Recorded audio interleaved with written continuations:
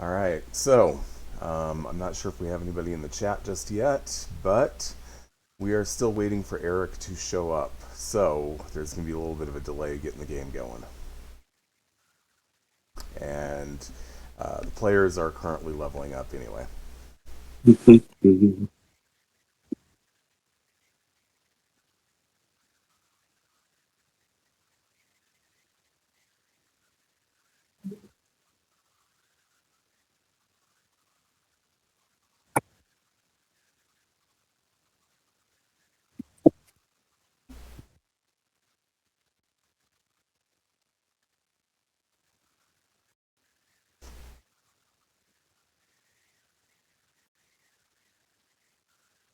There we go.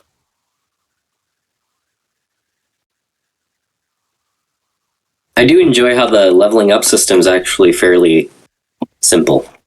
Mm-hmm. Like I said, as a GM, that's part of the game I don't need to know.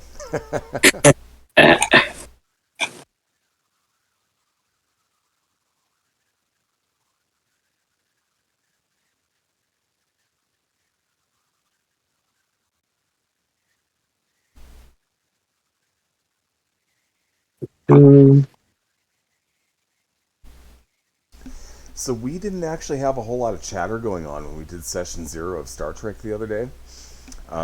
But I went and I checked the log, and we actually had 20 people on.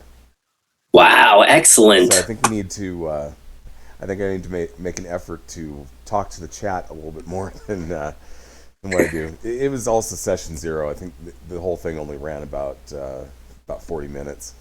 Um, Yes, Wiki. but still, we did have a pretty good turnout for it. That's excellent. I'm so glad. I still need to watch the stream, honestly. A pretty cute setup for it. I really liked it. Yeah. You mean the background I did? Yeah. Yeah, I like how it turned out.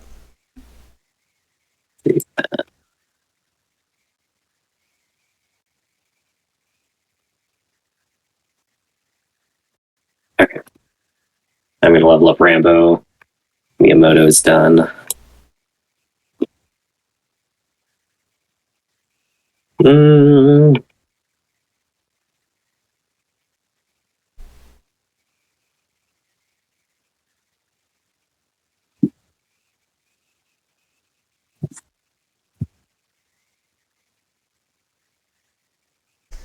We currently have one viewer, and I believe that viewer is me.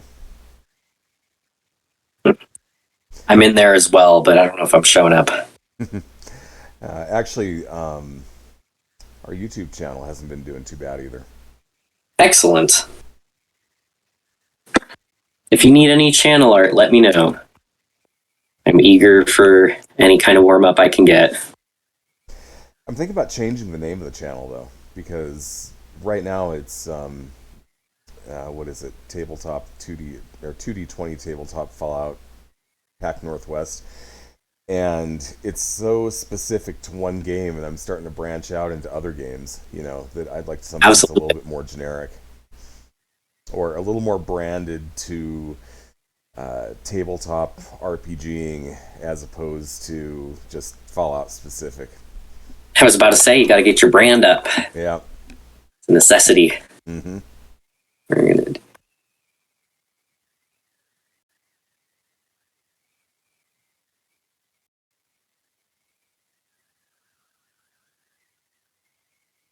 I should probably.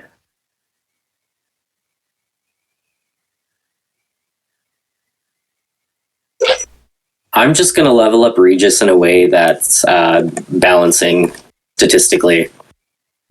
So I think at level 2, that's just the best way to go. Sounds fair. Make sure that you put some, give him some small guns though, because Absolutely. he couldn't hit the broadside of a barn. Um, oh, hey, one thing that came up last time. Oh, we're up to 3 viewers now. Cool. One thing that came up last time was the bright green when you get a success. Mm-hmm. And we were questioning it as to whether or not those should have been actually um, generating points, and it turned out they were actually functioning correctly.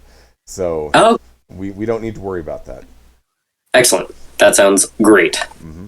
So do they gain action points through that? Yes. Yeah, if it shows up and it's like if you look at the boxes in Roll20, if it's like an empty box, it's obviously a miss. If it's dimly colored in, then that's a success. If it is brightly colored in, it is generating an action point. And like I said, there was a question last time, but we know for a fact that they were working right, so we don't need to question it. We're just going to roll with it. The other thing I was going to point out to you guys is that there was also the issue of not being able to hit hard enough when you were fighting certain things. I mean, you're having a hard time hitting to begin with, but then when you did hit, it's like, oh God, I barely touched it. You always have the option. Well, certain guns, you've got an option of using additional ammunition to do more damage. So don't forget about that. Excellent. Okay. That is actually very handy. Mm-hmm.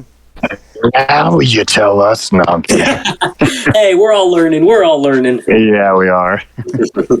All right, so it looks like we're up to 3 viewers. So for the viewers who are listening and wondering what's going on, we are still waiting for Eric to show up. We are expecting him to be pretty soon, so bear with us or hang out, get a sandwich, whatever. We will be going today soon, hopefully. We're just going to keep our mics live until he actually shows up. Yes. And if you're wondering what he's doing, he is a park ranger, and his job today has been Try to keep my face in front of the bright lights. So he's parking cars at National Park today, and he was having a hard time getting the schedule to kind of work seamlessly like he usually does. So we're waiting.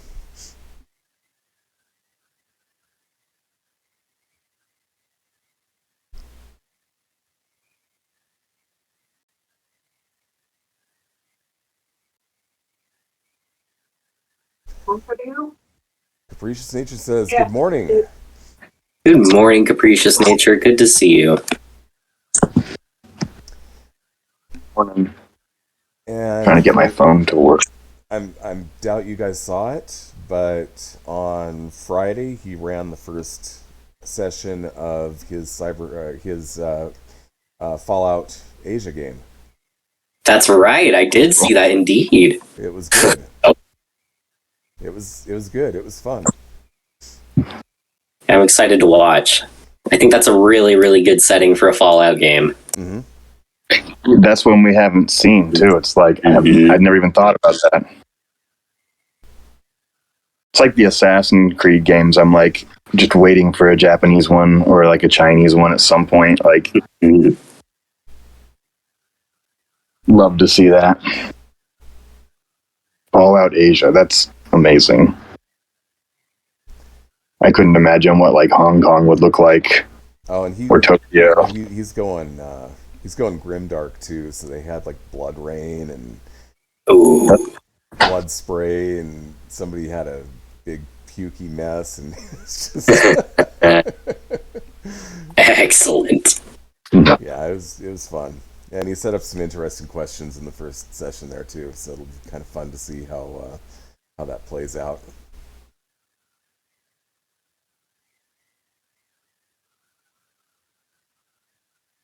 It'd be like a super mutant sumo.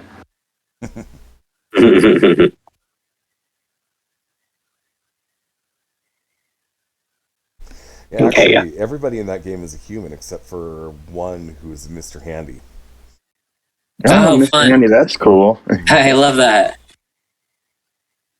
Does he speak with a British accent? Probably not if he's in Asia. Well, I don't. I think the only person who's actually in Asia is Capricious Nature, who's a teacher there. Maybe Capricious Nature can set us straight on that one. Stink Palm says hi, everybody. Hi, Stink Palm. Hello. Oh. Hey, so just so you know, we are waiting on Eric to show up. That's why we've got the standby screen up. I hope we're not going to be waiting too terribly long, but in the meantime, we're just kind of BSing, and characters are being leveled up right now anyway. So,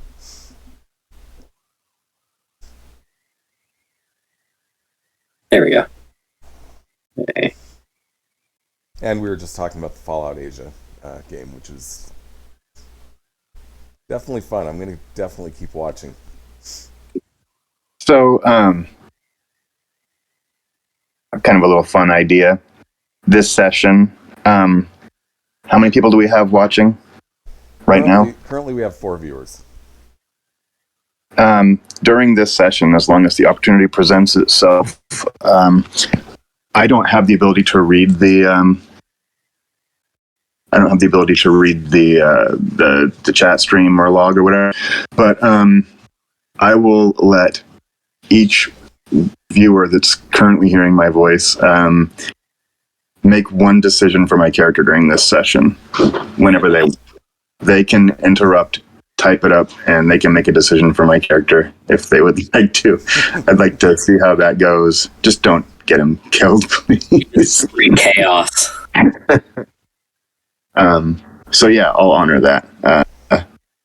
That's kind of generous. Yeah, I think it'll be fun.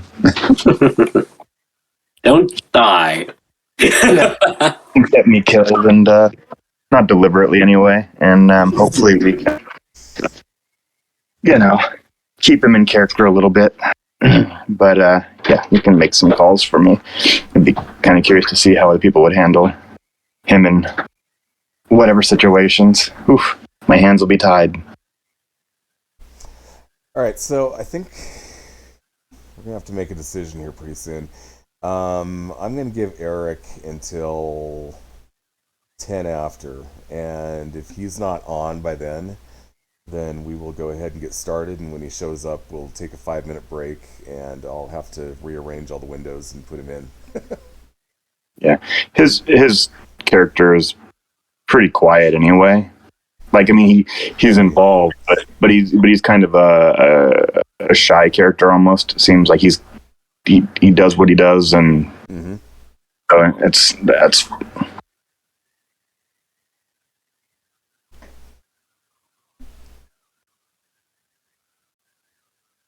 crazy. He's so busy. I mean, I guess it's a holiday weekend, or a holiday coming up.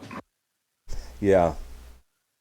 Yeah, well, Texas, I mean, it's warmer there than it is here, so maybe people are more likely to visit down that area this time of year. Yeah.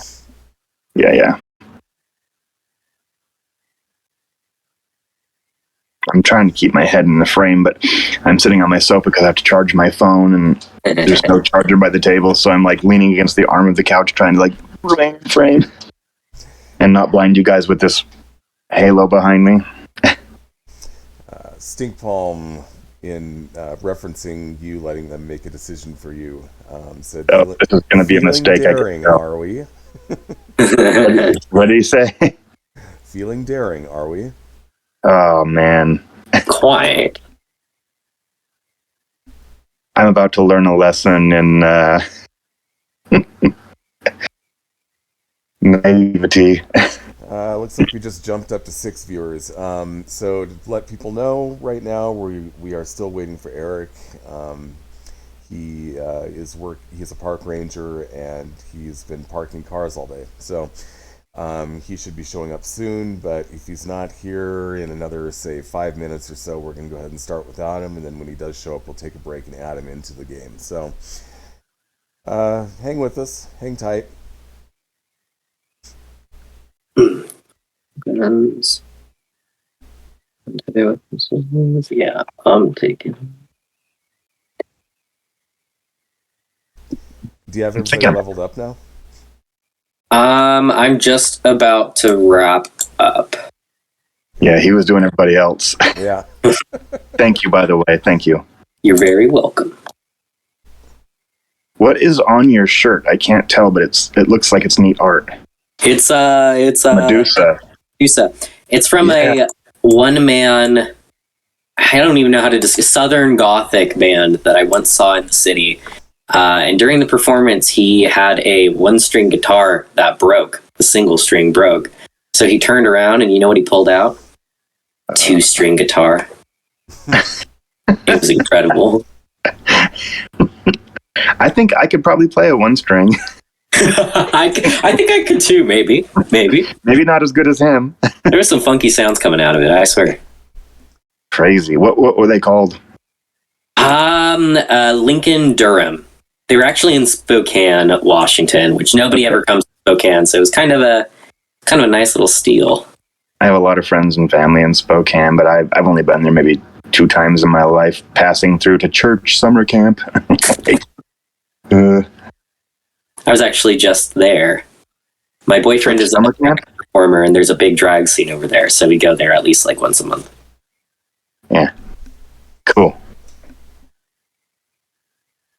My wife and daughters, that's one of their favorite things to do is the drag. They like to go to drag shows. I when I was in my early 20s, I was Mr. Goth guy with like the makeup and the nail polish, and I would wear skirts sometimes and stuff. And I was dating this girl, and she was like, I'm inviting you to a dance. And like, so I was like, I think 20 and she was 18, and it was her like senior something dance. And so they got permission for me to go, and I went, and I don't know. I thought the way she made it seem, it was like some sort of school dance. And at any rate, the whole point is I was excited. I was kind of Mr. Negative Attention at the time. I really liked getting people to like look at me and go, "What the fuck?" And stuff like that. So I put on like my full goth makeup, went like extreme, like wore a dress, like this really long, like body hugging black and white striped, dress, looked like something out of Beetlejuice and like Jessica Rabbit, right? And I show up and I'm ready to shock people, right? She is in tears laughing at me. No! And I'm like, what? And she's like, you're going to find out. It was not a school dance that she was taking me to. It was our local town's gay prom. Yes! Yes! I was voted prom queen. I was hit on so much that night. It was amazing. I turned down the offer because I felt like, I wasn't really a member of the community, and like I thought that it should go to somebody else, but it was so much fun that we began to go to dances and events there like I think it was like once a month or every other weekend. Anyway, whenever they had them, we would go because we'd just go there and get wasted and laugh and hang out with all the... It's seriously fun. Like, I'm telling you, venues are unbelievable, and I really hadn't had a chance to like actually go to any until I moved up here, which is unfortunate because I used to live in the Bay Area. Has like the best gay venues. Nobody parties better than gay people or Mexicans. If you want a real party with a gay Mexican, like you will have the best time of your life. I'm telling you, like I always had the best times, like hanging out and a safer place. I could dress in goth makeup and no one was going to be like, "What are you doing, you pussy faggot? We're going to beat you up." Like you didn't get any of that, and it was just good times. It's really liberating because it's like this ability to actually let your guard down. Because for the most part, everybody goes to those spots for that chance to just kind of not feel so pressured. It's a very accepting kind of group of people. Yep. Like a very, I don't know. Yeah, just safe. It was nice. I have good memories. Made some friends. And they didn't care that I was straight. They didn't give a shit. They didn't, it wasn't like it was exclusive. So we got to go and hang out and have fun. Well, it never is. And that's I love drag shows for that reason too. To me, they're like the most diverse settings that you can sit down, have a beer, weird shit go down. It's like to my left, there's a guy in a dog mask. To my right, there's a guy in no clothes at all. Excellent. Can't get this anywhere else, guys. Right in front of me, a giant woman. Well, listen, you've not been to my house for Thanksgiving yet, so don't say you can't get it anywhere else. All right, guys, it's been 10 minutes. Eric is still not here. I am going to go ahead and put us onto the gameplay screen and make everybody watch while I rearrange things. So... I apologize for that. This is just the way that Twitch Studio works. I have a feeling in OBS it's probably a little more seamless, but That's kind of what we gotta have to do. So we'll just edit this.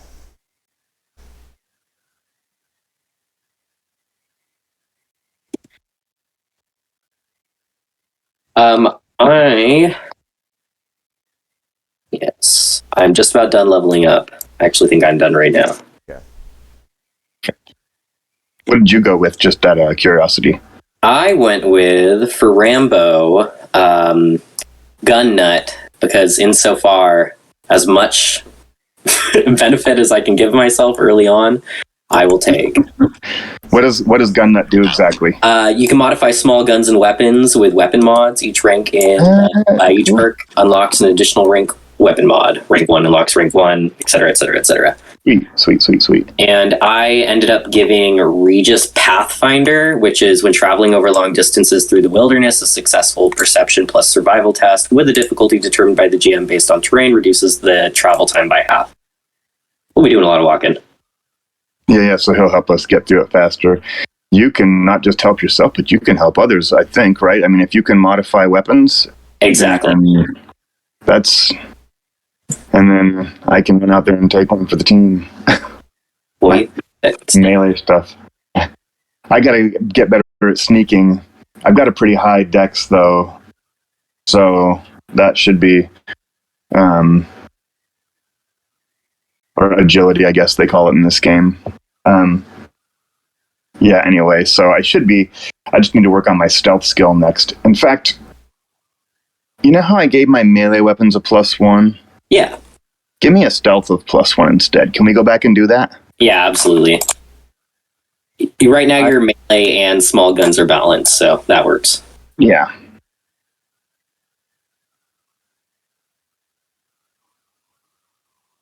Thank you, chat, for listening to the technical side of things.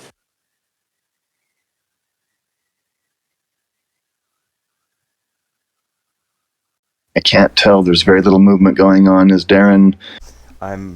There you go. You were just around with a screen to get it right. You were in mannequin mode for a second. You were mannequin Skywalker.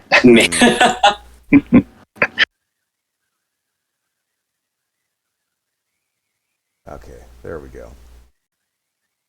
Now we just got to take this,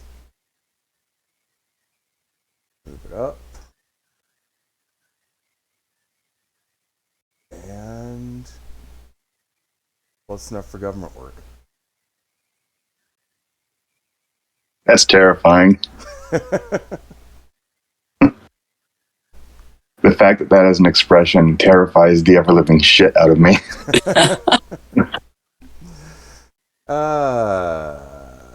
Looks like we need to up the volume. Much quieter than the others. Okay.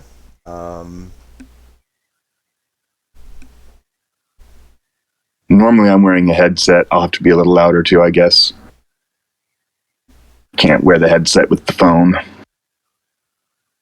Stupid iPhones. It could be an issue with the actual headset that I wear. Because sometimes, like one of the sides goes out or the mic goes out, and then you kind of play around with the volume and then it comes back. But it's just okay, just the volume for me. How do I go about fixing this? Green. Yeah, give me just a second here. I'll go into my control panel and up the volume from there.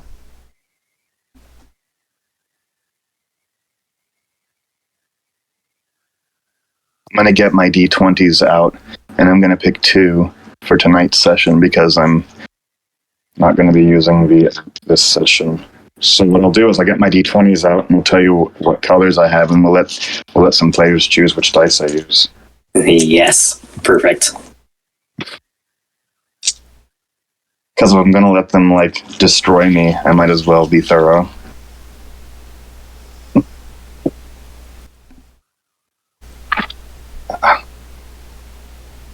Okay, according to this, my microphone is on 100%. I just turned on microphone boost. Does that help at all?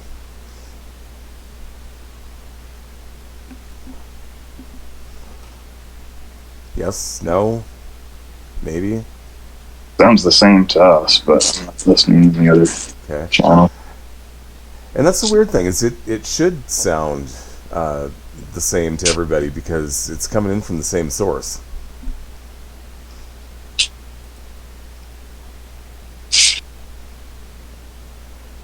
Still quiet. Okay. Crazy. Let me try something else here. I have way too many D20s. Alright, does that sound any better?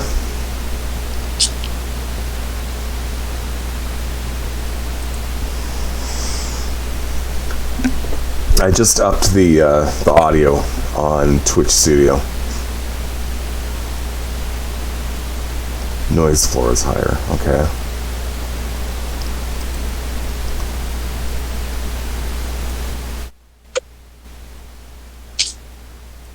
Alright, we'll just put that there.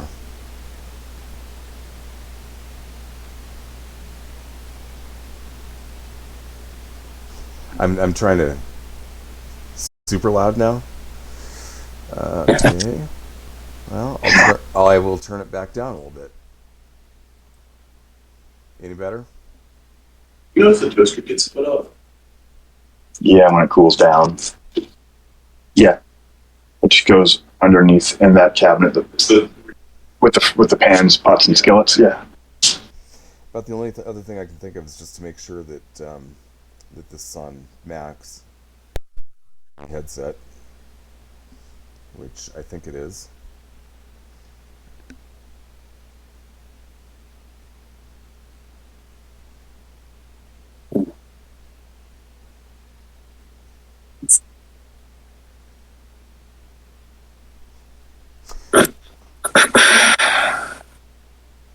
Okay, now I'm getting blasted.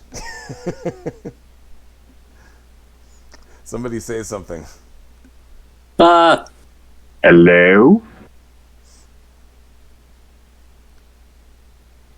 All right. Okay, so Okay, I think we're going to go ahead and get started. I think we're good. Can't hear me again. Weird. All right. Headset is set to high, and it is turned up. And am I still too quiet? 50%. They're coming through at 100%. This is so weird. And what's weird is they're hearing me just fine. By the way, Andy, you're like half cut off on the screen. Let me. he's trying to be artistic. Yeah. I'm actually staring at the character sheets. Like trying to slam my two brain cells together desperately. I think I'm going to go with my radioactive Ooh. and my cherry blossom looking one for the post-apocalyptic samurai. Yeah, so John is using actual dice today because he can't access Roll20 with his phone. I'll get it figured out next session. All right. Well, if our sound issues are more or less under control, I'm going to start the background music. We're going to skip the intro video today, and we're just going to go for it.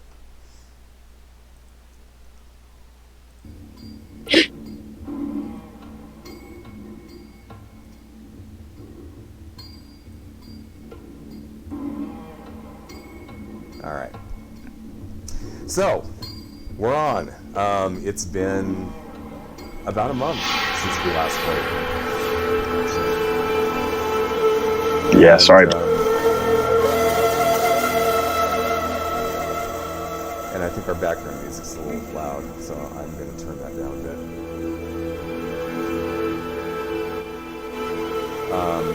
But when we wrap things up, you guys had finally left the Spokane irradiated zone, and you had made it to Lake City, where you learned that the raiders who stole who stole the power core out of the vault.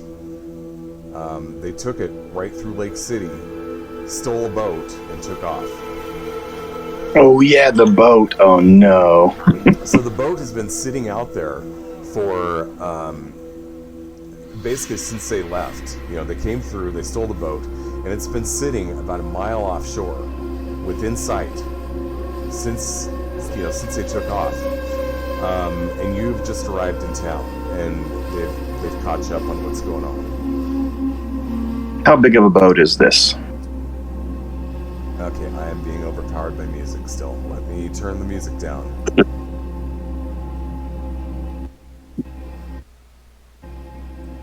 Better? I've got the music turned down to like 3, so that should be, hopefully that's good.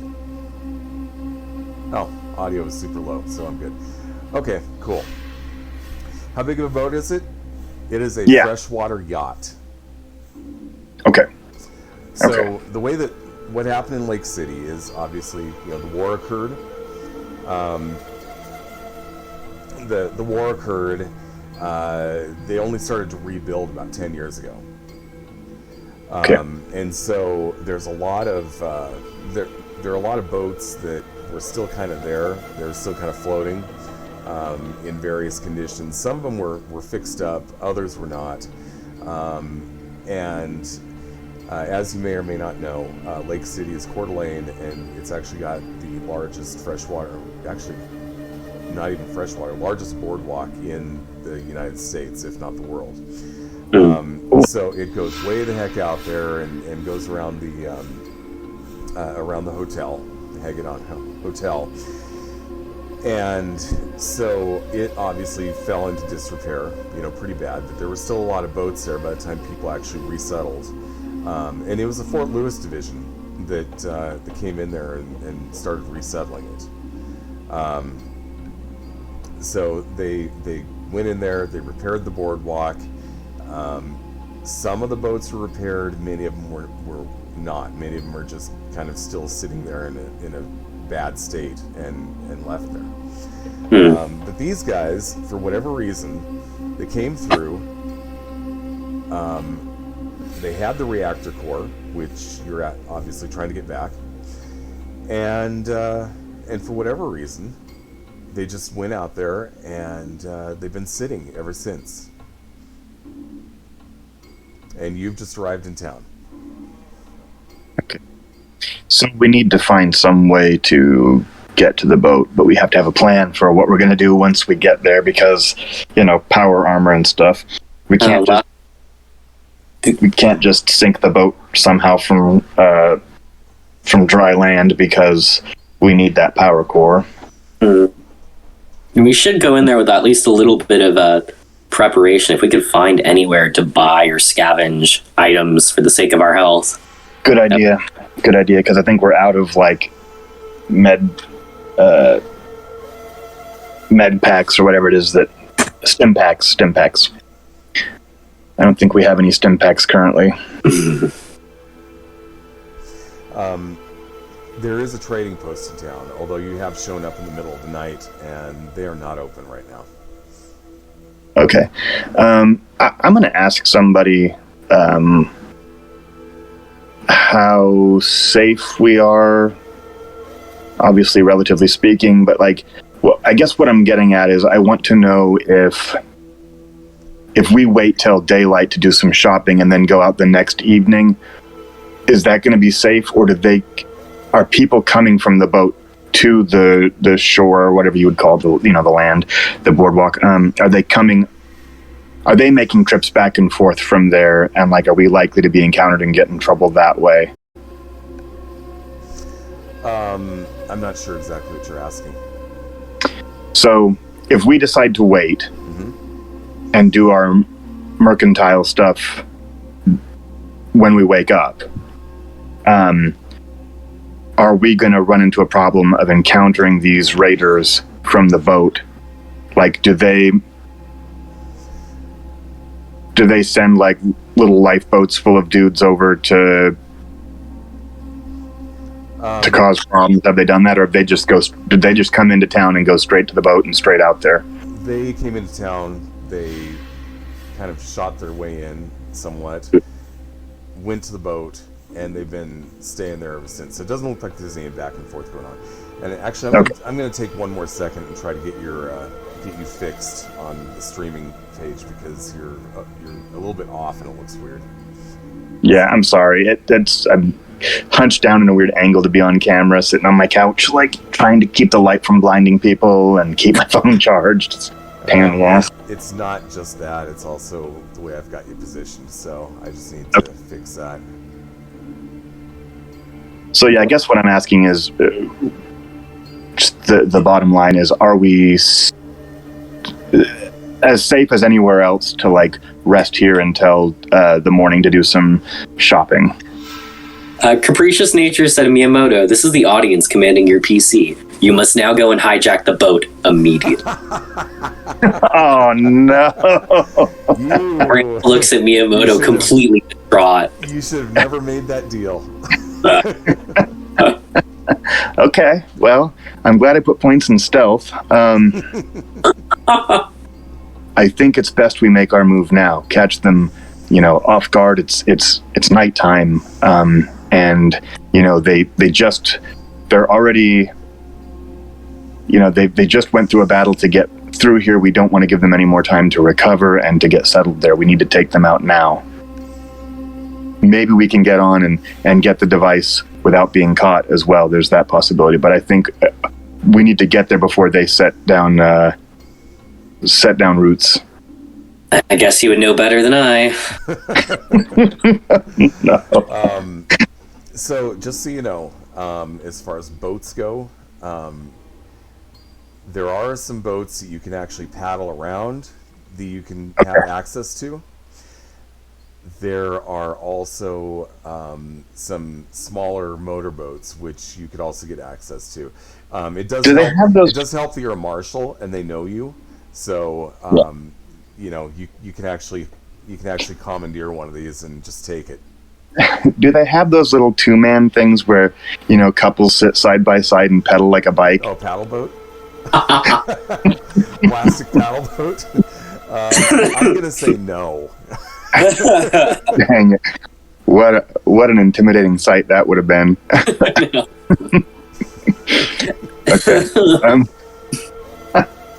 Okay. Well, I'm going to kind of socialize around a bit to see if I can find a seaworthy and small craft, something that could get 3 people over there relatively quietly. Mm-hmm. And, no towering sail mast or something, that's going to give us away. No bright shining light. Like I said, you pretty much have the option of speedboat or rowboat. Like a little rowboat. Yeah, so a rowboat. Right. And speedboat, it's going to have... they're using fusion cores. This is a Fallout universe. So, it may not be that you hear the engine like you would with what we normally associate with speedboats, but it still would have the rudder. You'd hear that, so that would give your position away pretty easily. Yeah, I say we go in quietly. Yeah. No socializing. Swim out to the boat and steal it. Grand Theft Nautical.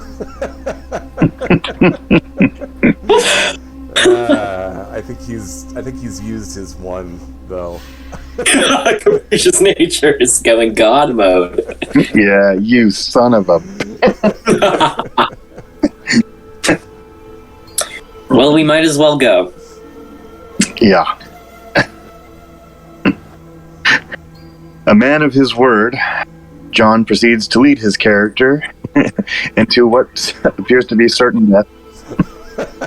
I know. Okay, so Rambo has never seen bodies of water before. Okay, so what are you? What kind of boat are you taking? Or Definitely a rowboat. What we could do is we can get a rowboat and get close enough to where we are. God, I don't know if jumping in the water is a smart idea, but we can figure that out when we get there. We'll row ourselves in close enough to where a swim is feasible. Okay. Okay. Fair enough. Okay, so stealth is going to be very important here. Yes, Yeah. I'm thinking that. So, let me grab my material. This will be helpful later on.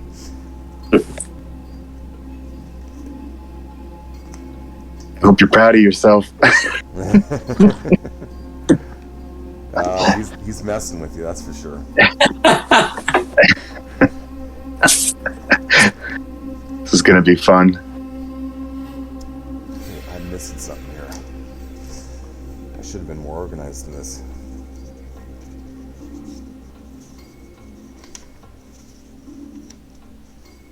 We're going to die. Not with that attitude.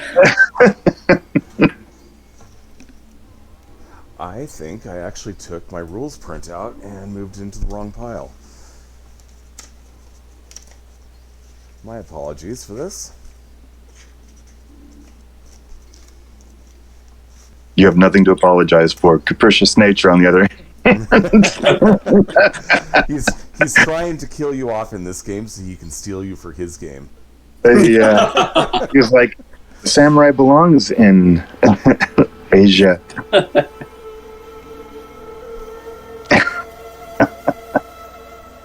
I'm excited to see how this turns out. I'm mortified. Yeah. Oh, Yeah. I'm a little guy. I don't even know if Rainbow knows how to swim yet. Probably not. Like, I don't know how many pools they had in the vault. It'll be pure instinct. Throw a dog in and they just start dog paddling. Exactly. You're going to dog paddle your way into All the way up there. They'll be so confused they won't know what hit them. Is that a dog? What the hell is that swimming towards the boat? It's floundering around like a wet dog. Smells like a wet dog. Looks like a wet dog. Okay, I want you to make an agility survival test. Okay. So you will need 2 successes just to see if you can get the boat out on the water without causing a lot of commotion. So I have an agility of 9, you said? Sorry, 9?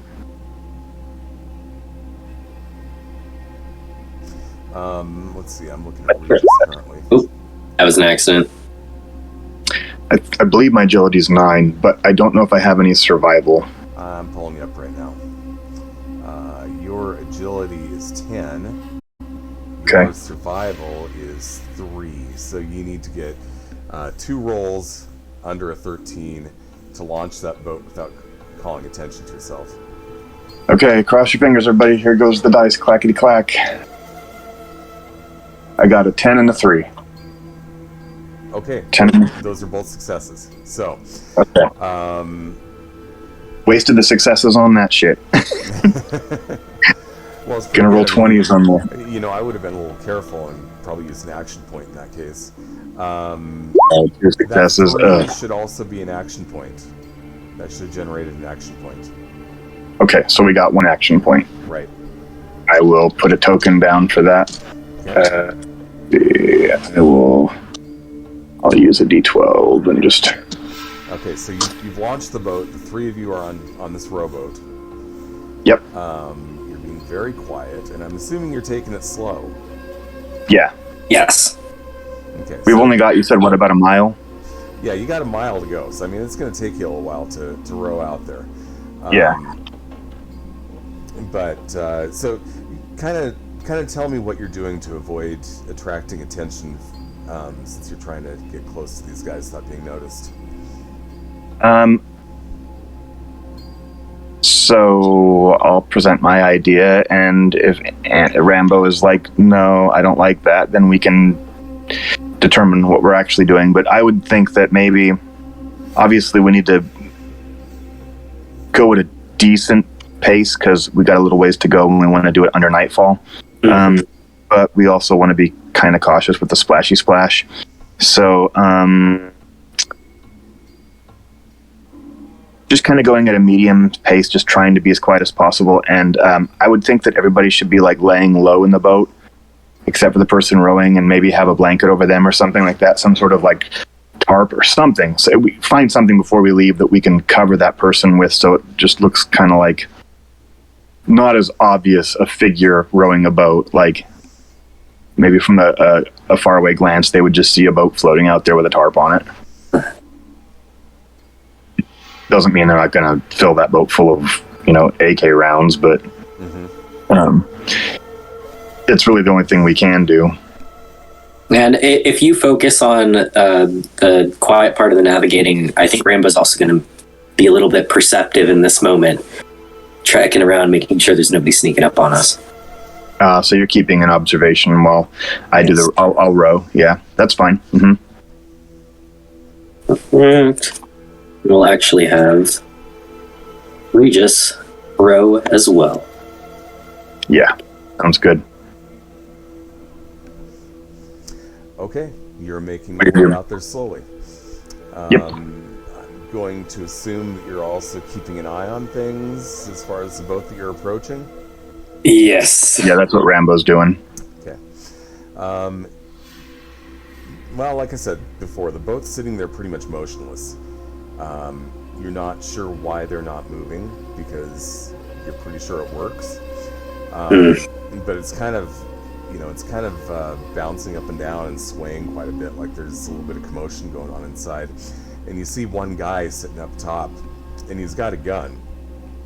It looks like maybe a machine gun or something like that. Mohawk. Can't tell if it's colored or not because it's too dark. But he's got a gun.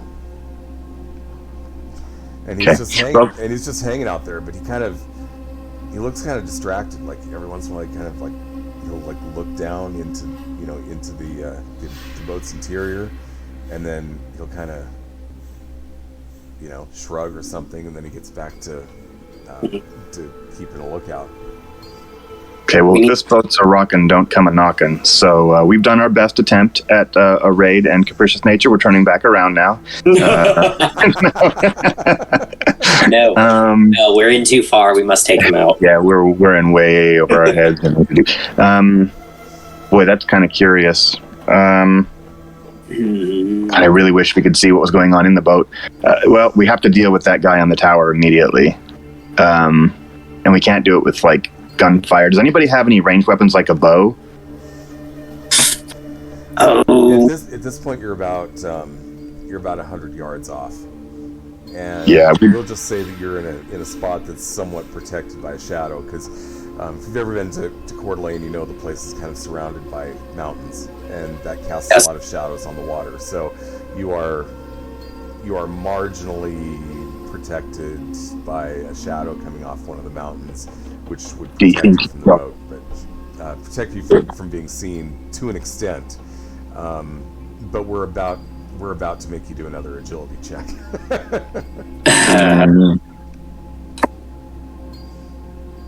Yeah, it looks like we're all close quarters combat people at the moment. Right, I've got firearms, but the second I go boom, even if I hit him, it's going to alert everybody else. So I'm going to get us to a point where I think that I can swim, and because I've got that ninja stealth attack now.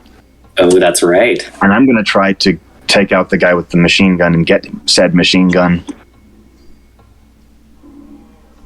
So okay. I guess I'm going to have to try to get the boat close enough where I feel safe to swim to the boat and stealthily make my way up to where the dude has the watchtower and cut his throat. Okay.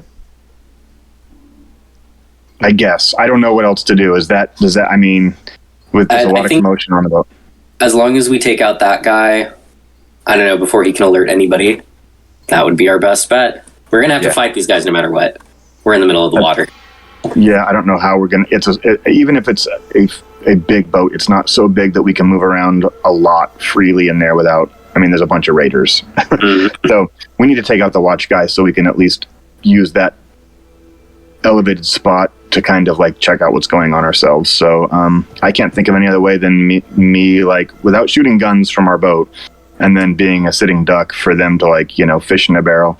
How I'm gonna try to swim and stealth onto the boat and see if I can't ninja the dude. Okay, before you do that, make a perception survival check. Okay, so what's my perception is 6, your survival is 3. You need 1 success. I gotta get a 9 or lower. Yeah. It's a perception survival. Mm-hmm. Okay, let me ask the group, should I use the action point for this roll or save it for the stealthy bits of getting onto the boat and killing the dude? I would save it, honestly. The most we can use. I feel like it benefits us best during combat. Okay, I'm rolling the dice now. I just need one that's a 9 or lower. Yep. I got a 4 and a 13. Okay. As you're sitting here preparing to go all Rambo 2 on them, you start to hear the sound of arguing. Oh. Coming from the boat. Yeah. Loud, angry arguing. Let them kill it. Let them fight. Yeah, Rambo puts his hand out to stop. Can we hear anything? You can't hear specific words, but okay. You just hear what sounds like a raucous, something's going on. You don't know what it is, something's going on. People are not happy. You can tell that much. And the guy, the lookout guy, he keeps looking in. Like, he is not paying attention to you whatsoever. You could probably row right up alongside him right now, and he'd be like, huh? Let's do it. He is looking down into the hold, and he's got his weapon handy, and he's like pointing it down into the hold now. Okay, we're gonna take him out. Rambo desperately taps Miyamoto to go. Okay, you're gonna try to take him out? Yep. All right, give me 1 second here. Without swimming, if we can. You said we can probably get the boat right up there alongside where he's kind of towered at. I said you probably could, but do you really want to take that chance? I don't know, man. Maintain the distance. Maintain the distance. Okay, It'll benefit us if anything goes downhill too quick. I'm just worried about drowning or Cthulhu grabbing me and reaching and wanting a hug. Yeah, that's fine. I attempt to make the swim with my sword. I'm leaving my gun with Rambo. Yeah. Any stuff that I don't need, I'm bringing my sword and I probably am not even wearing my armor for stealth reasons, unless the armor, I don't know. Anyway, yeah, I'm taking up any unnecessary shit and just bringing my sword so I can get there quietly and quickly. Okay. Rambo, hold on to this for me. I hand him my belt with my bullets and my gun and pack and say, I'll need you to get this to me once we get this, secured. Okay, make your agility sneak check. Okay. You're gonna need 3 successes because you're in the water. Okay, I'm using the point thingy. The action point. Okay. Yep.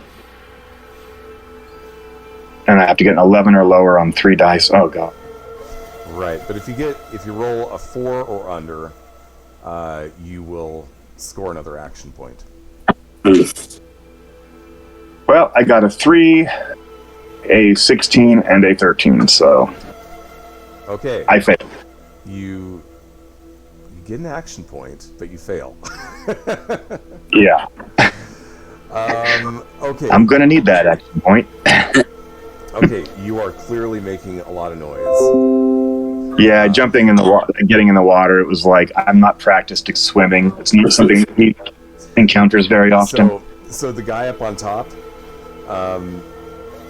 he kind of changes his focus from looking into the hold, and now he's looking at the water. And he's kind of looking around like this, like he doesn't see you, but he knows he heard something out there. Something is in the water around the boat. Okay.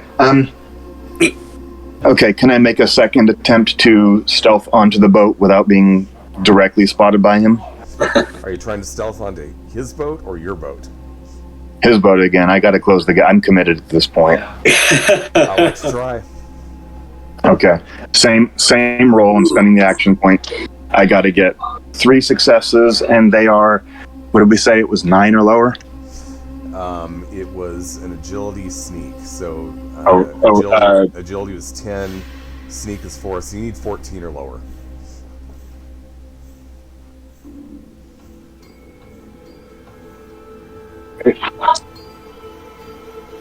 A 13 and fucking 18. I got 2 13s and an 18. God damn it. Okay, well, nobody said this is going to be easy. No, and at least I'm being frickin' honest with my dice rolls. Okay, let me. I think he's going to get a. He's going to get a check at this point. Yeah. Give me just a second here.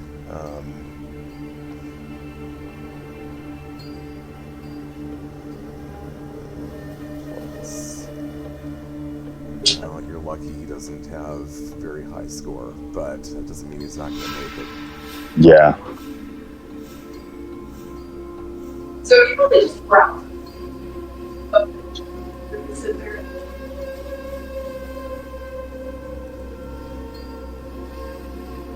Oh, that's right. I can't do that. I have to do it this way. Thanks. Go ahead and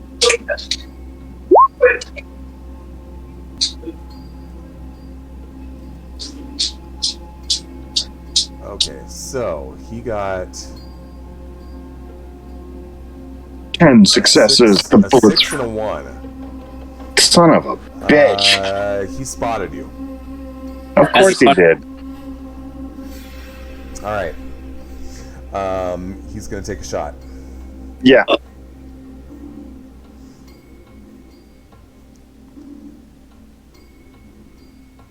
So let's see here.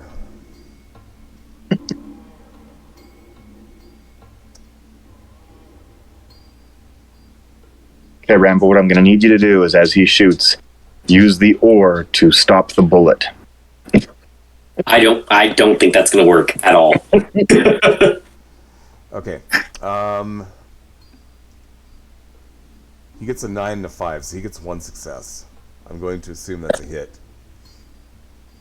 Or no? Do we need 2 successes to hit you? I think it's 2 or 3. See? I think it's 2. Let me check.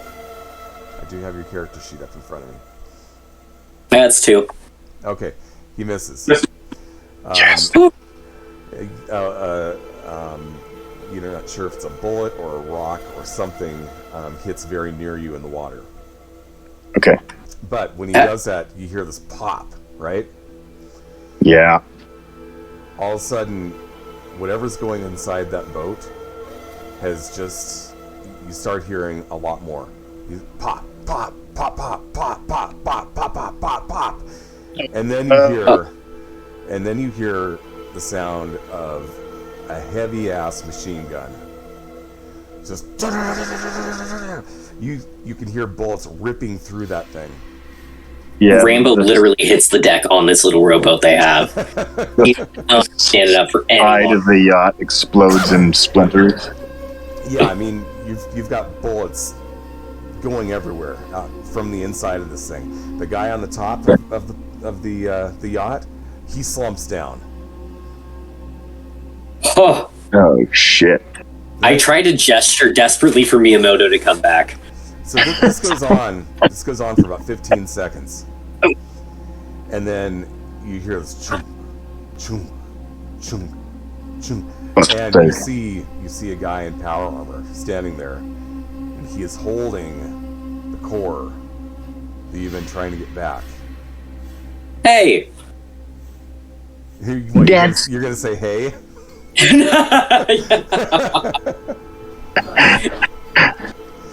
He walks up to the edge and he jumps into the water and sinks. No! What? Absolutely not. No. Rambo kind of like scrambles over the edge of the boat just to lean over and stare, even though he can't see anything. He's like trying to see even the faintest glint of light. And there's this horrified expression on his face, and he looks up at Miyamoto.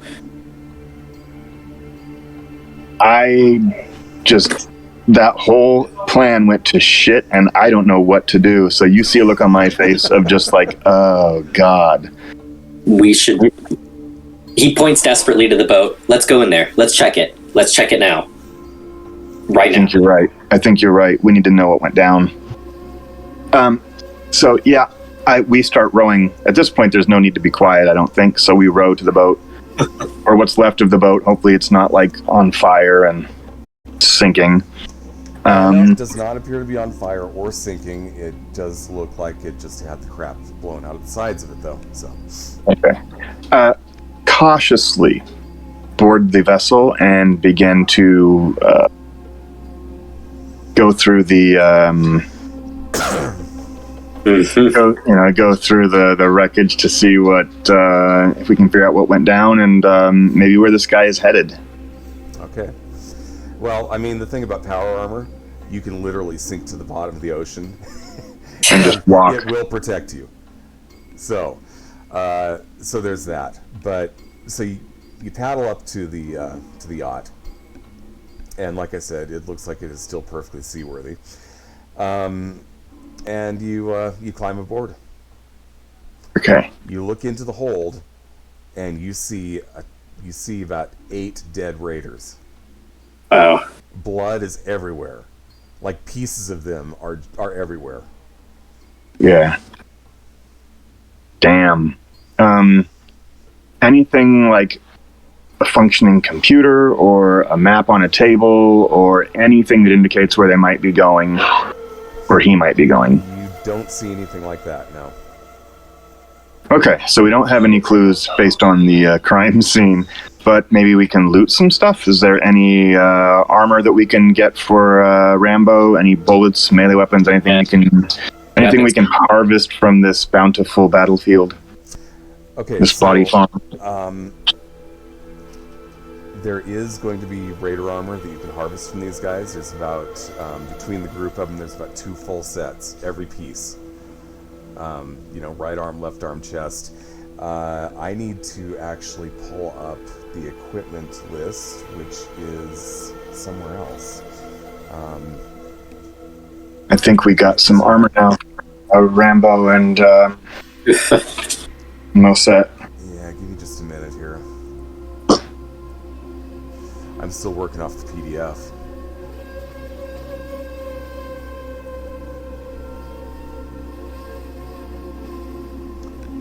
Equipment.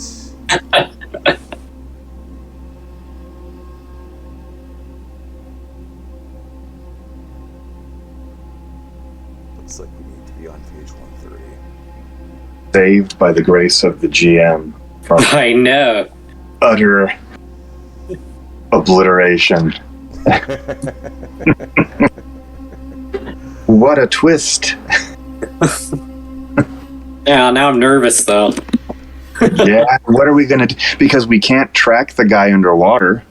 I mean, he could head off in any direction, and I mean, it's a large body of water. We don't know where the hell he's gonna emerge or where he's going. Like, this is crazy. Okay, so this is the most basic type of armor. So it's going to be welded, and that'll give you damage resistances, physical 1, energy 1, nothing on radiation. Weight is +1, cost is +3. Not that that matters.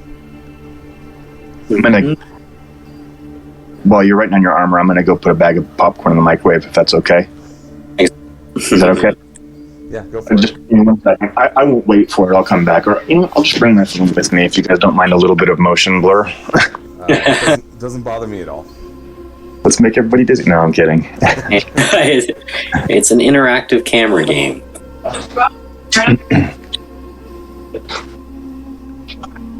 Okay, so there's armor there. I'm assuming you want to check out what else they've got. Yes. You notice, Ammunition, impacts. You notice that. We'll get to that in a minute. They're all carrying these little pouches, about yay big, leather. Sounds like there's a little bit of a jingle inside. Okay. Well, we know what that is. Yeah. Let's get all of that. Do you Yeah. know what it is, though? Rambo sticks his hand in anyway. I hope I do, because I'm terrified what it could be if it's not what I think it is. You pull out these coins. They look like they were minted fairly recently. Oh, this is our clue as to where they're at. Follow the money. Actually, give me just 1 second here. Sorry, Darren, what were the stats for the armor again? I'm going to take my stim pack. Okay, so it was physical +1, energy +1, nothing on radiation, weight There we go. +1, and like I Perfect. said, you've got every piece. You've got like two of every piece there. That's fantastic. Well, I've got my samurai armor I'm putting back on. And they can have the... So the coins are metal, and one of them. So they've all got a head and tail side, and the head on the top says Caesar, Caesar. Huh. And then underneath that it says Dictator. On the back it says Magnum, and on the bottom it says Chasm.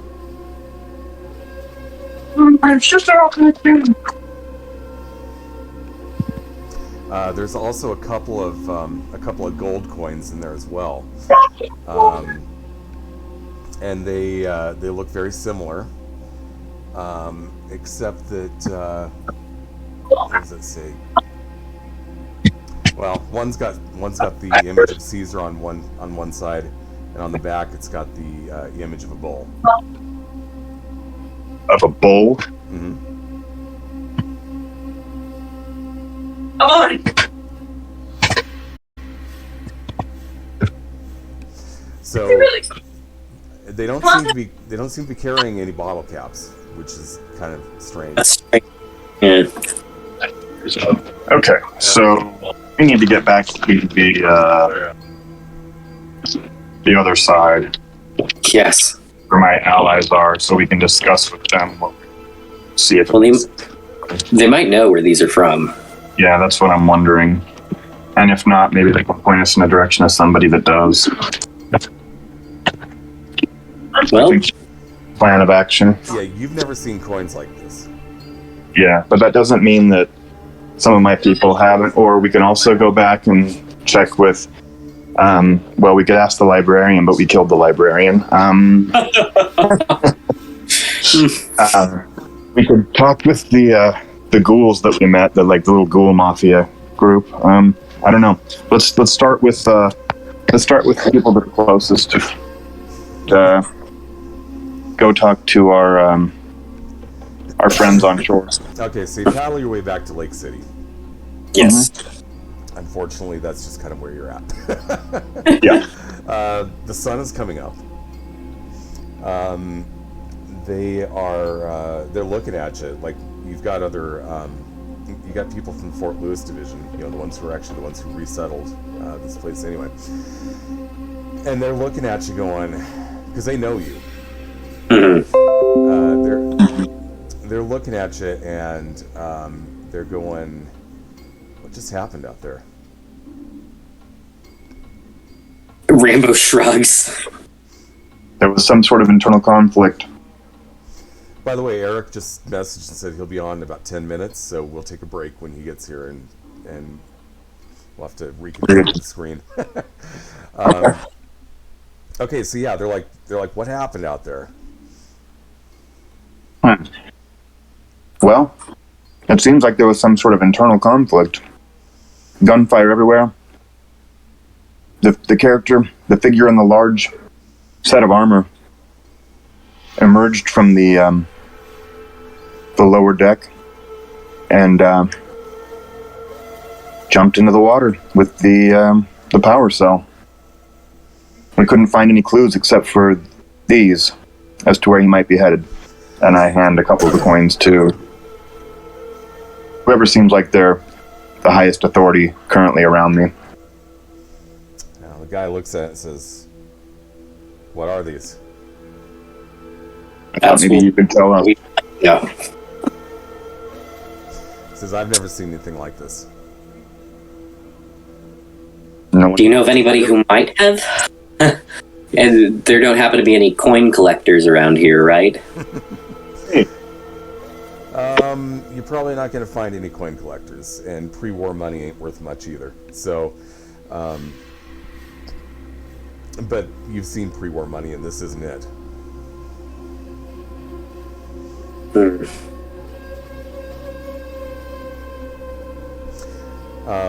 While you're doing that, there's a commander not too far away, and he comes walking up to you and says, "What's so interesting?" Takes a look. Ramp over with the coins. Takes a look at the coins and goes, "Oh, I know what this is." Oh? He goes, "Well, I know what this is, but I don't know what they're doing here." Who?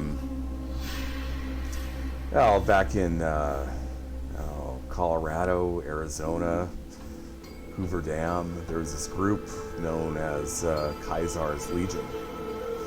Tried to take over the place, but there was a big battle at the Hoover Dam a few years ago, and they were completely. I mean, they weren't wiped out, but they were defeated. As far as we know, Caesar calls himself Kaiser or Caesar. There's some confusion there between what they all call him, but as far as we know, he's dead. As far as we know, they killed him. So, what is memorabilia for this fallen leader doing here, then? As far as I know, that's across the country. I mean, south a ways. Yeah, but it's across south the ways. I've lived underground my entire life. Yeah, Literally. He goes, "I can't answer that. All I can tell you is that somehow some of the people who used to be part of his legion, they must have showed up here and helped. Well, actually, he doesn't really know what you're doing, so they must have just ended up here in this area." Are there any large dams in this area?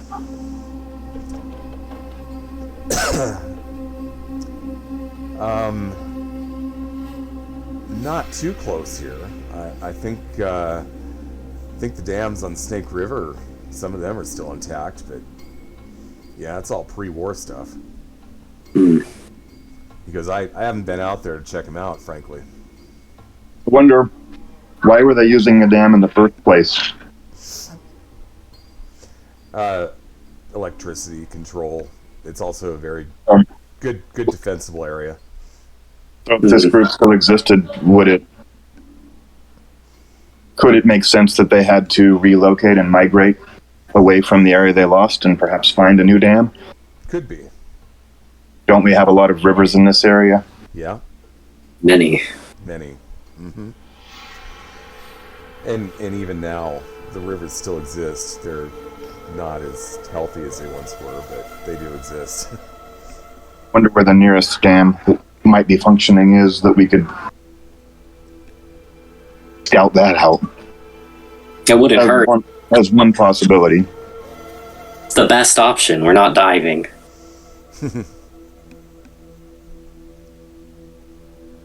Which direction would it be? We could check the side of the. Is it a lake? Obviously Lake City. Yeah, it's a lake. So we could check the side of the lake that is closest to where that direction of that dam is, and see if there's any evidence of power armor walking. Understand about the lake. This is Lake Coeur d'Alene, which is massive. It literally is like probably a good,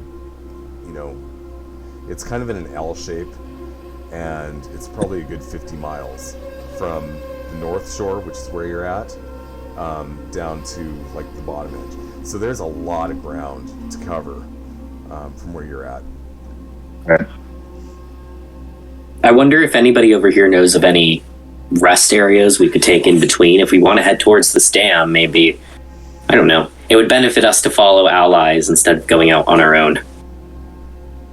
Well, one thing you also need to keep in mind is that somebody gunned these guys down. Yes. Oh yeah, this was the Legion that was killed. This guy doesn't necessarily.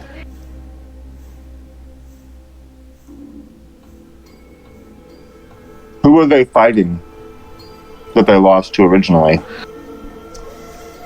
There were a number of groups that they were up against. There was Mr. House, there was the NCR. This is actually what happened in Fallout New Vegas. So The one I didn't play. if you're familiar with that, the one you didn't play. Damn, I put Easter eggs in and you don't appreciate them. What's up with that, huh? I've been appreciating them. The only one. I mean, I played every other iteration of the game, including the board games, and I never played Vegas. Well, Well, I I never played more than about 2 hours of it. I gotta tell you, you need to play that game. So, I hear they're remastering. If that's true, it's on my list. I'm not gonna say it's the best Fallout video game, but I'm not saying it's the best Fallout video game. Anyway.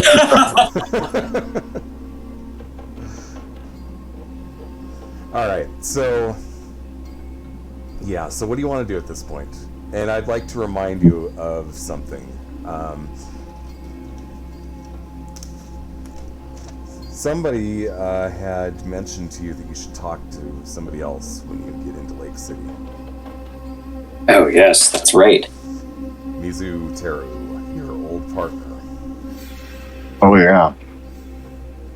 And he had mentioned to you that you should speak to Carl Bradburton, somebody in town that you don't know who this guy is. Okay. Yeah. Well, I guess it's time to inquire that situation since we're dead end otherwise. Stink Palm says, I'll say it, New Vegas is the best Fallout game.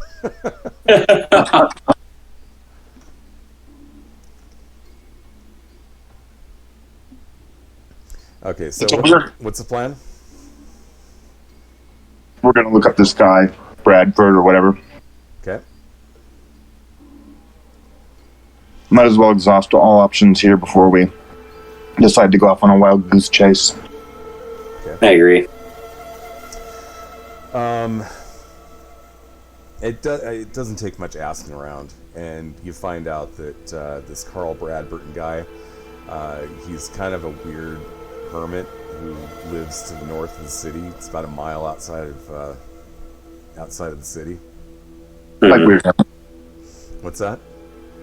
I like weird hermits. I was saying, one of your people. Just kind of keeps to himself most of the time. Comes into town once in a while, does some trading. And actually, one of the guys goes, you know what? Now that I think about it, he comes in here and he's got these bottles of cola that he gives us. And he goes, you know what? Over in the he goes over in the cooler. We've got a couple of them. If you want to try one.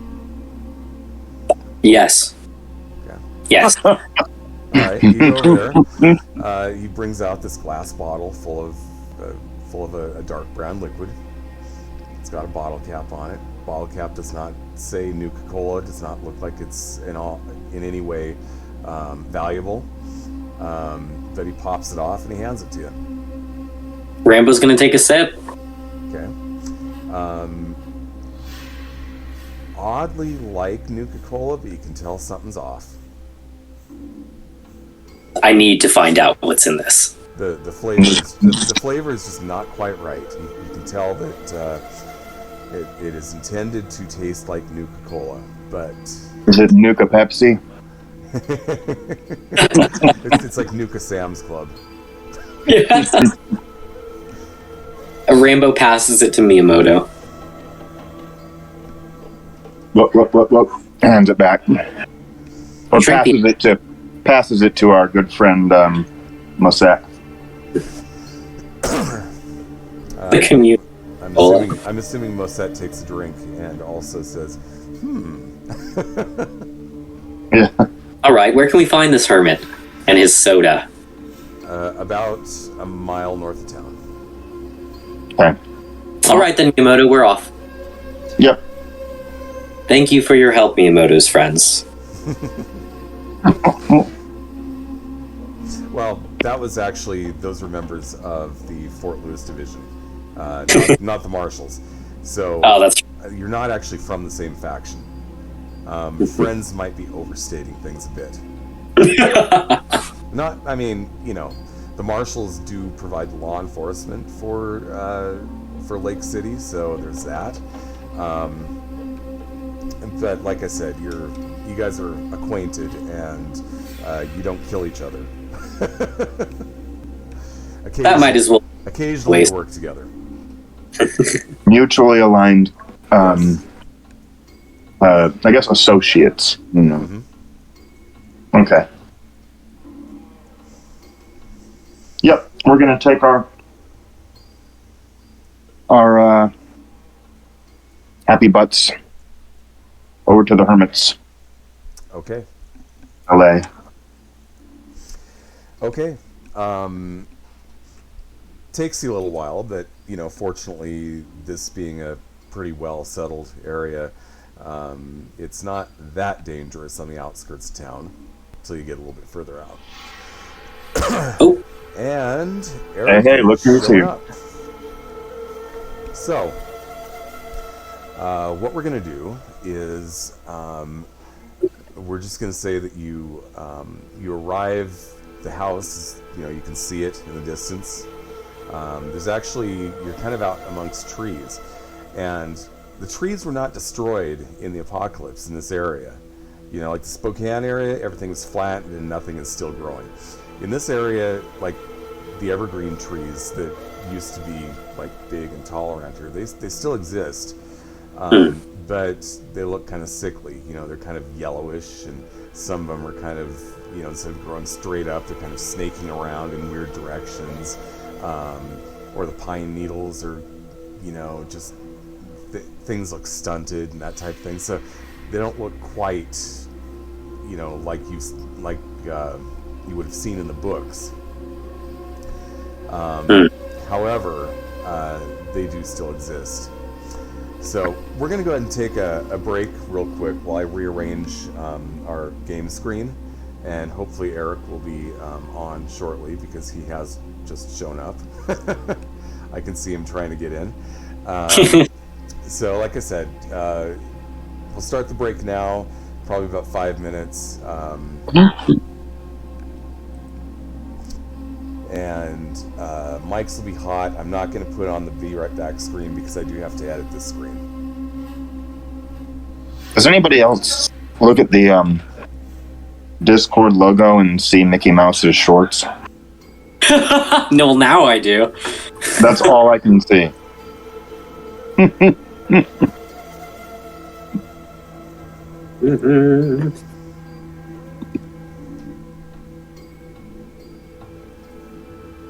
Well, now I do. Yeah, sorry about that.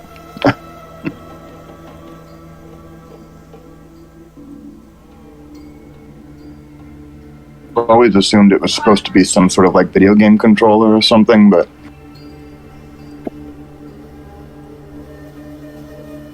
all I've ever seen was Mickey's underwear. Yeah, it's supposed to be a video game controller, I think.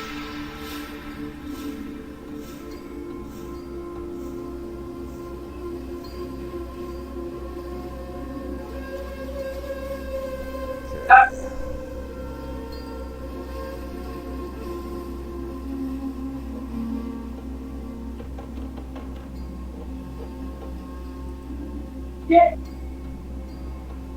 Nope. We just We lost him.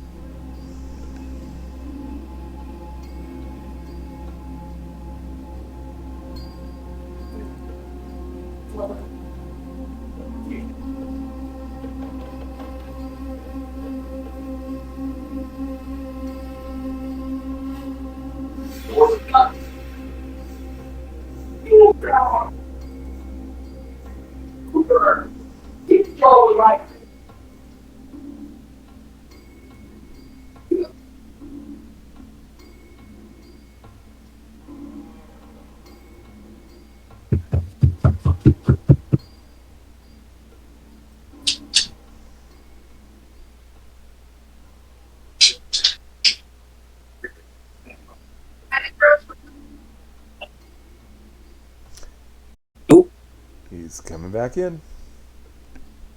And it looks like I've actually got the screen positioned correctly, so I can put that back up.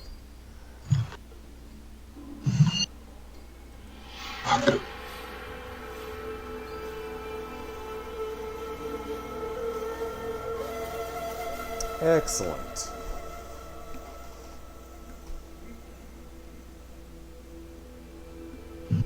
Okay, I'm going to take my break, and I will be back shortly. Perfect. Making me crazy.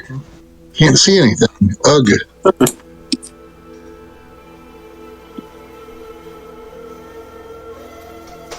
Oh, How's it going, chat? Thank you guys for tuning in.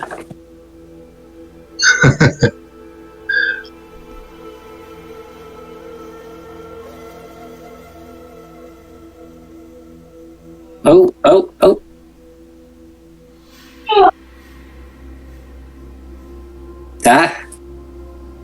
Welcome, Eric. hello.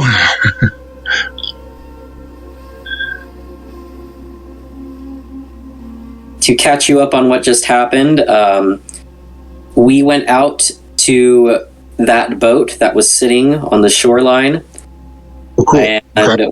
wound up witnessing a raider massacre by way of the person in the power armor suit. They left the ship, they jumped off, sank to the bottom, and evidently the only lead we have on who it might be or what's going on or who might be involved were some coins that depicted a leader from New Vegas canon. So it depicted Caesar. Yes.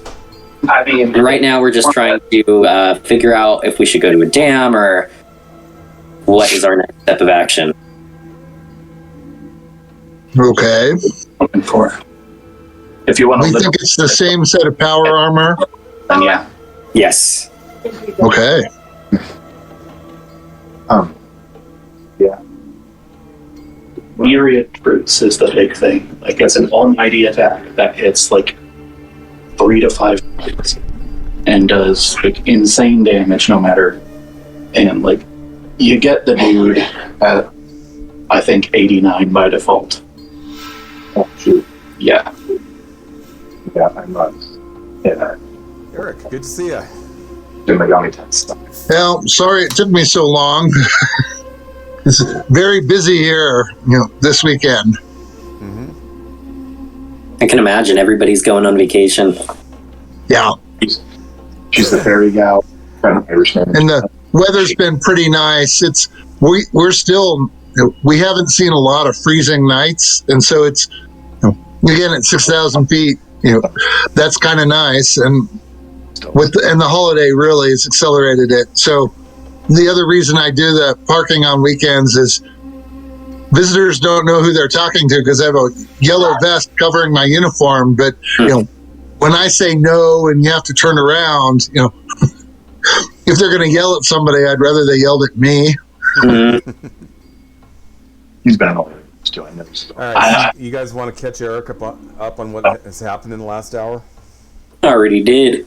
Oh, Yeah, well, I hey. got the high level. Aliens and Deathloop are definitely worth picking up. And like I said, Deathloop was really doesn't like That stuff. sounds exciting. Yes. Luckily, we didn't die. For a minute, we swore we would because at the beginning of the match, Yeah. lo and behold, Miyamoto is challenged by one of the people in the chat to go out into the boat and take it over. And he has to do it because we agreed to that. Oh boy. That's what I hate about Prime as well.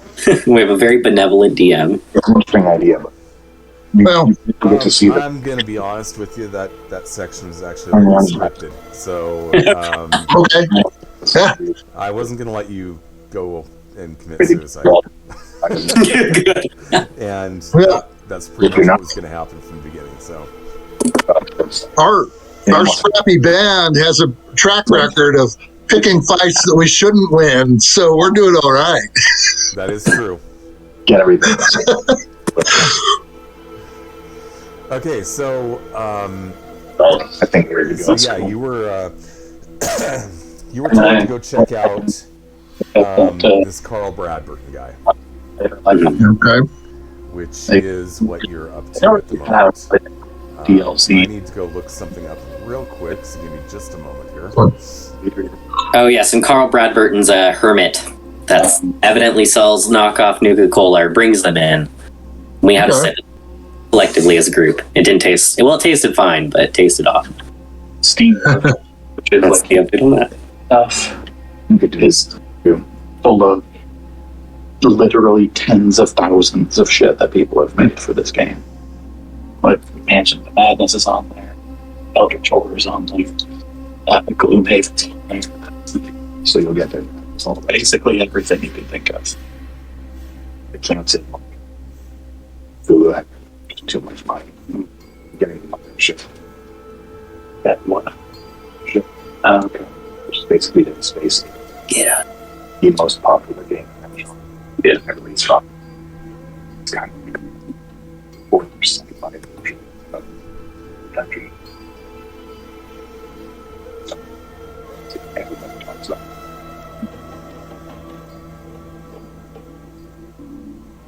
Okay. it.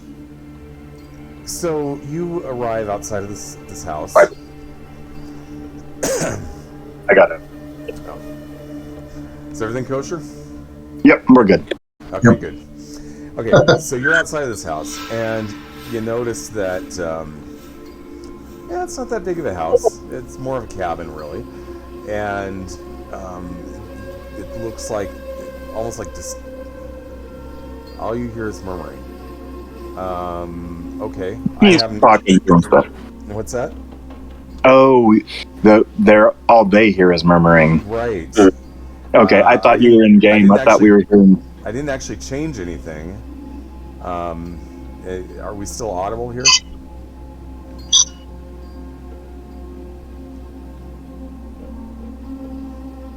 Uh-oh. Can you guys in the chat? Can you hear us?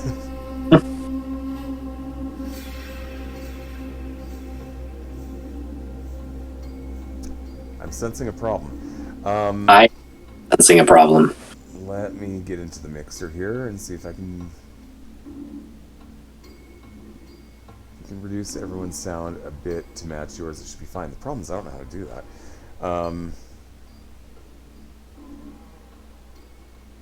Give me a second.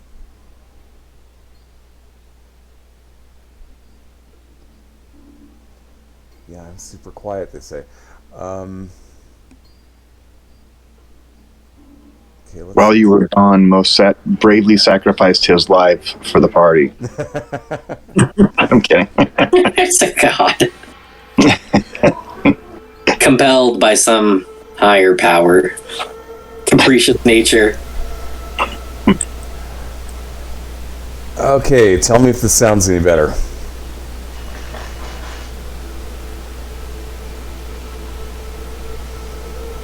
Can you hear me any better than you could before?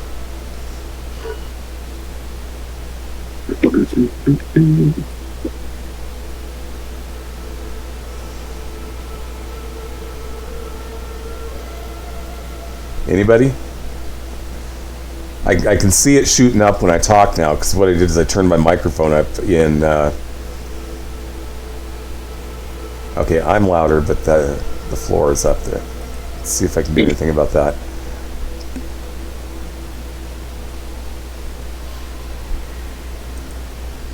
We need some classy Fallout elevator music for this segment. Well, the idea is to get this just right. Okay,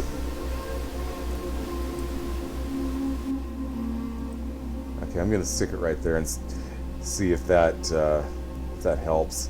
But what I did is I did find the settings for my mic and turn that up, so hopefully that's better.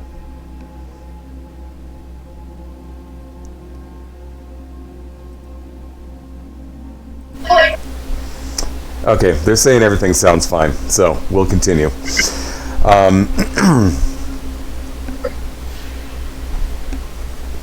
Okay, so it almost looks like this guy has a distillery set up in his yard.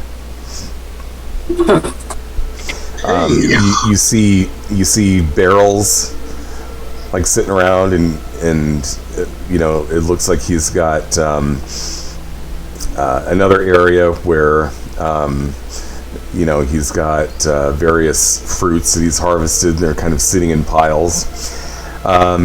He isn't there though.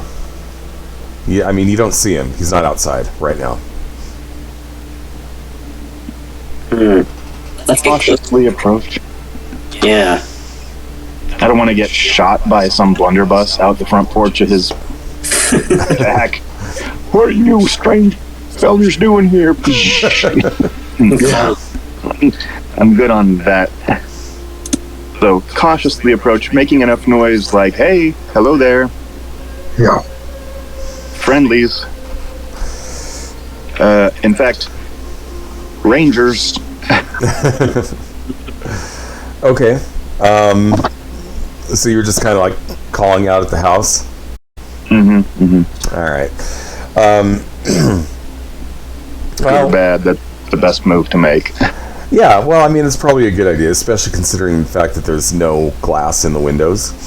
He can probably hear you just fine.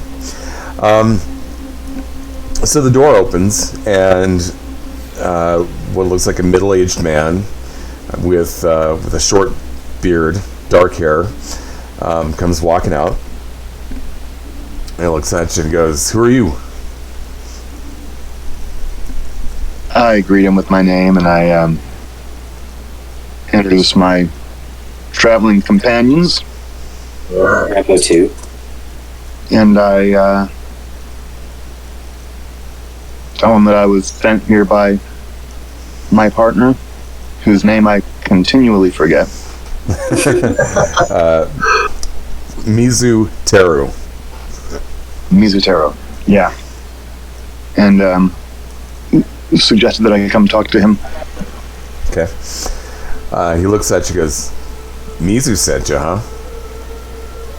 Wow. That's interesting. He goes, "Yeah, you do kind of have that samurai look to you." We were partners once upon a time, another lifetime. Well, why don't we figure out why he told you to come talk to me?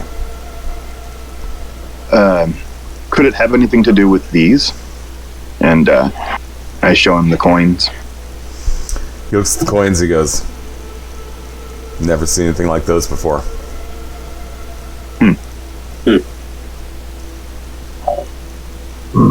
Interesting.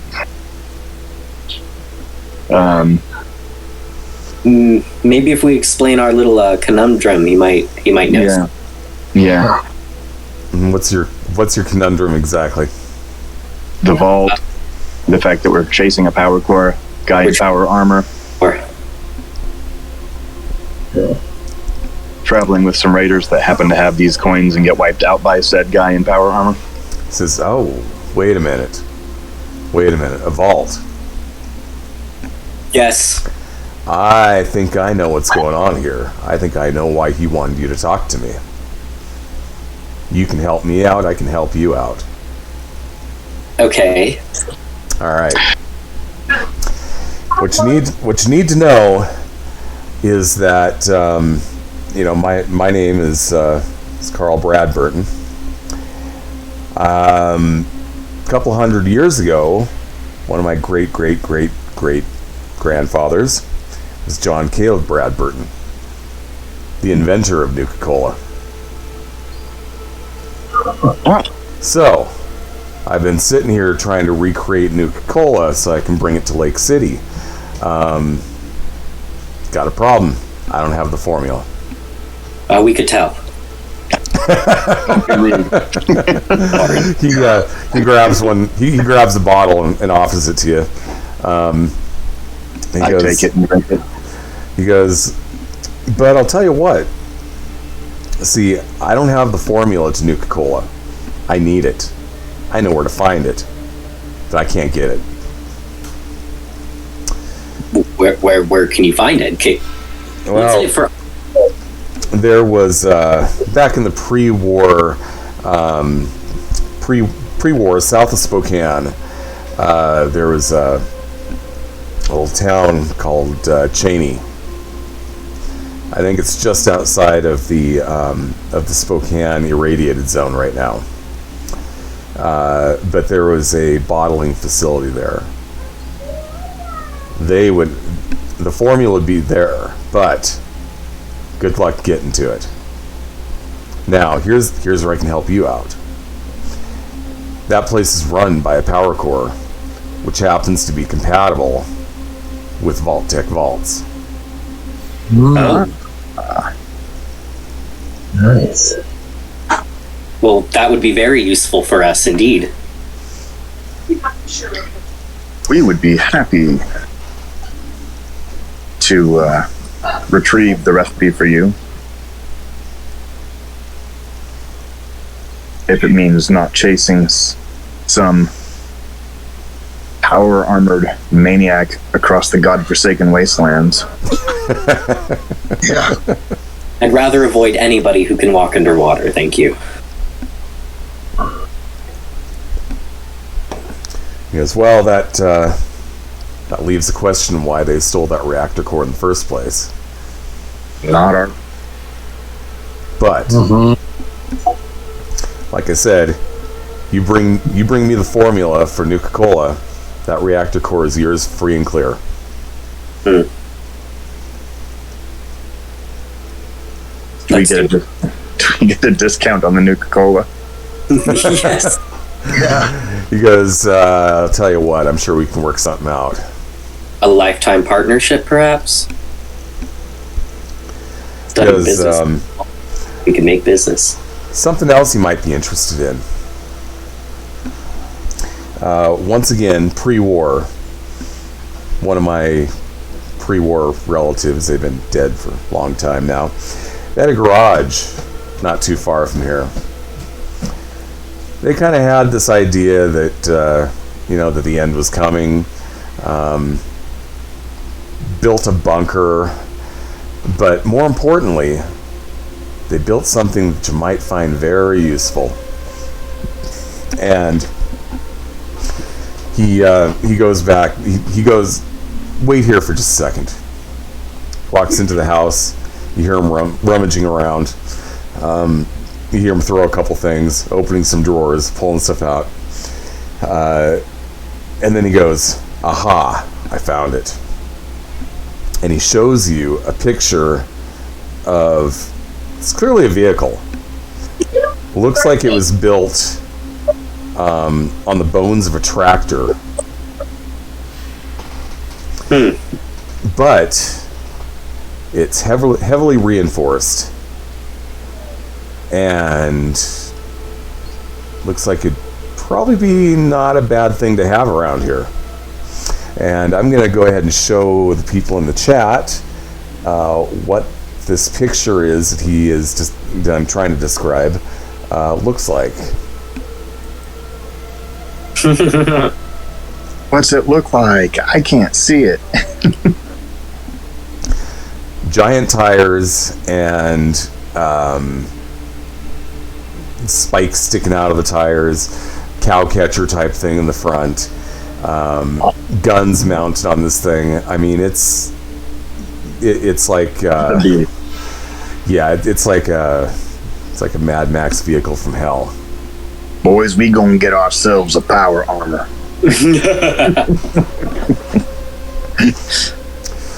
So he goes, yeah, I can tell you where this thing was built.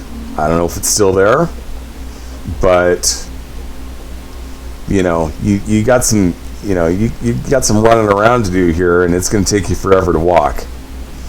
Not to mention, if that power core, if you actually get it and it's good, how are you going to get it back? Because unless you're going to put it on a wagon and pull it behind you. Okay. So we have a long back as well. So we've got a goal now. We've got a plan. Go get this Mad Max tractor and head to the old Nuka-Cola plant and raise some hell. So it seems. So he sits down. He draws you a map to where this guy's garage was, and it, like I said, it's only a couple more miles out from where you're at right now. And are we unbothered the way there?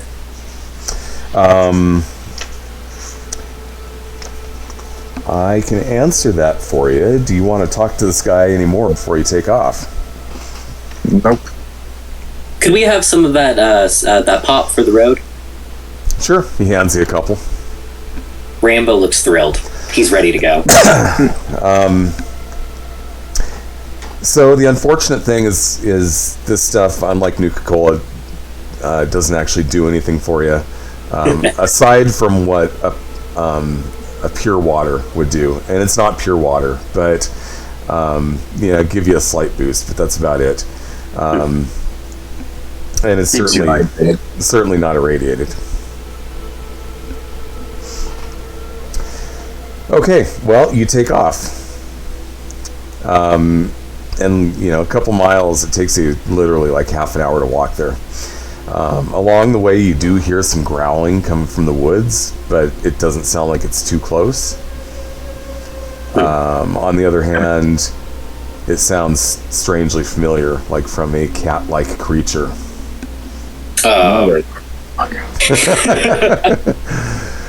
Yes, you probably haven't seen the last of them. All right. Rambo is going to ready his gun. The moment he hears that, it's like flashbacks. Yeah. We're just going to move as quietly as we can and get through here quickly. Keep an eye out for Azcasts. All right. You're moving along, and then in the distance, you see what looked like it might have been a garage once, peeking out under some debris. There's fallen trees. There's a lot of crap that's just kind of accumulated over a couple hundred years. But you see what looks like a couple of windows to a garage. Kind of sitting there. Go have a look. Yep, let's get closer. Still quietly, though. Yeah, cautiously have a look. Okay. Go ahead and make a sneak check. Okay, so for me, that's 2 dice, and it's a 10 plus... I don't remember what my sneak skill was. I think it was just a 1, right? Maybe not. Let me see. I can tell you in a second. Your sneak is a 4. Shit, so 14. Yeah, you're actually mighty sneaky. I'm very sneaky. Very sneaky. Alright, well, let's try to be very sneaky. Switch out my 20s. Didn't like the ones I had last time, so I'm gonna pull that one and that one. Okay. Alright. So I need under a 14, or 14 or under, right? Yeah. I got a 14 and a 15, so I got 1 success. Okay. All right, you're being quiet enough. Nothing. Just barely. Nothing comes jumping out at you.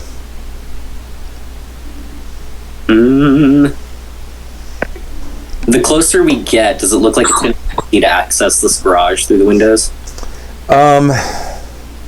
Looks like you might have to do a little bit of digging just to get into it. Like I said, it's covered in debris. There's fallen trees. There's branches. It's all just kind of built up into a pile of crap around this thing. But it is definitely where he said it would be, and it does look like there is a garage here. Let's get in there. Yep. Okay. On boards.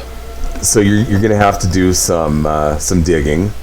So that's going to involve an endurance and, for lack of a better skill, I think we're just going to go with repair. Okay, yeah, that makes sense. Yep, I'll need to know what I've got to roll. I'm Okay. sorry that I put all this on everybody else today. Okay, well, you don't actually have repair as a skill, so Okay. you're just looking at, and you have an endurance of 6. I also have a repair as a skill if anything fails. Okay. A 3 and a 4. Okay. You're gonna need more than 2 successes, though. Oh. You're gonna need 4, so you're gonna need help from the party. Coming in. Oh, so as a group, we're trying to get 4 successes. Okay. Well, I Okay. got 2. And the nice thing about this one is you can try again if you do fail. 2 successes, generating Did it. 2 action points for repair. Okay. Well, there's your 4. All right. It takes you a while, but you manage to scrape out around the door to this thing, and so you're now facing a garage door. It's basically a double-sided garage door,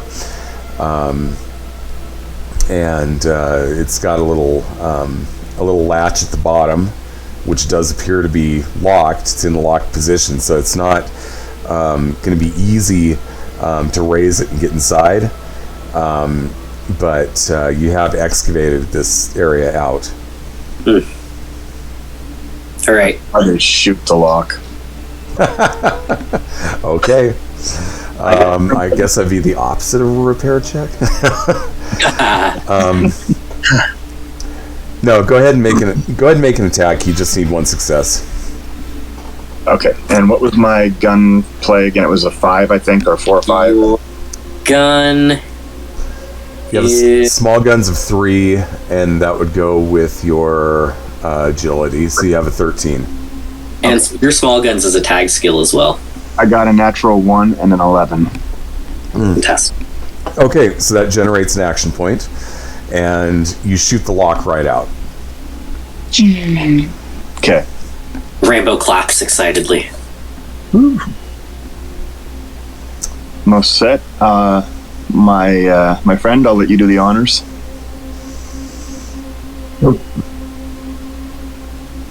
In terms of opening the door, or Yeah, I Okay. draw my sword. I draw my sword just in case there happens to be critters in there, and I let you open the door. all right. Well, is it a push or a pull? It's a lift. Okay. Okay, you lift it, and then you can see in, and you're looking into a fairly large size garage. There is just what looks like an ordinary pre-war car that's sitting here, but next to it is the fucking beast. There she is. All right. So I mean, it's it's sitting there. It's big and it's tall, and this thing is. There's no way it would have been street legal pre-war, because it would like sit here and like go over like an entire lane. It's like a freaking monster truck. What was the name of that vehicle that guy created, and he went on a rampage, and then he killed himself? The Killdozer. The Killdozer. That's what we're going to call this thing. Why don't I know what the Killdozer is? That was like a recent thing too. Yeah, it was like in the Got last his 10 years. Killdozer out. Went on a rampage. Like a full bulldozing tank. It was pretty much like what you had shown us, except he had edited it for himself to be almost like a Mad Max kind of vehicle. Basically, the city council or government was like fucking him over and was going to ruin his livelihood. And he tried everything to work within the law, and finally got so frustrated, he built himself an impenetrable tank bulldozer thing, and went on a rampage, only destroying, not hurting people, but destroying government buildings. And then he took his own life. Actually, I think I do remember this now. It was a few years ago, right? Yeah. Yeah. Yeah, I do remember that now. Okay, so the Killdozer is what it's called. Yeah, in honor of that man, as fight the powers that be. All right. Well, all right. Does it look functional? Does it look like it needs anything? Let's get in. Let's mess with it right now. I'm trying to change the name of this thing. There we go. I just love Rambo's constant like sunny disposition and like eagerness to like it's new. Let's check it out. He just wants to see everything and he wants to feel it. Yeah. As long as it doesn't hurt. So, Okay, as you go in and get a little bit closer, you hear what sounds like almost like a cricket, like a cricket. no. And then And that's when the 8 rad roaches come out of the corner and just one. Okay. This one, it comes walking out, and it's like taking its antennas, like putting them in your direction, and definitely does not look friendly. And you got to remember, I mean, this thing is fairly large. They're about the size of a medium-sized dog. Yeah. Mm. I look at Rambo and I say, there comes a time in every man's life where he kills his first rad roach. This is your time, my friend. He kind of lifts his pistol, shaking at the roach.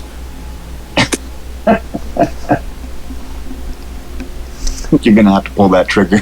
Yeah, we're gonna pull that trigger.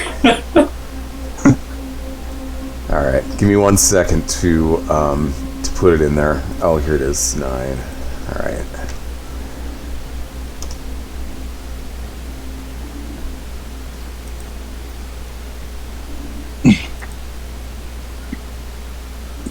You're wearing your shirt.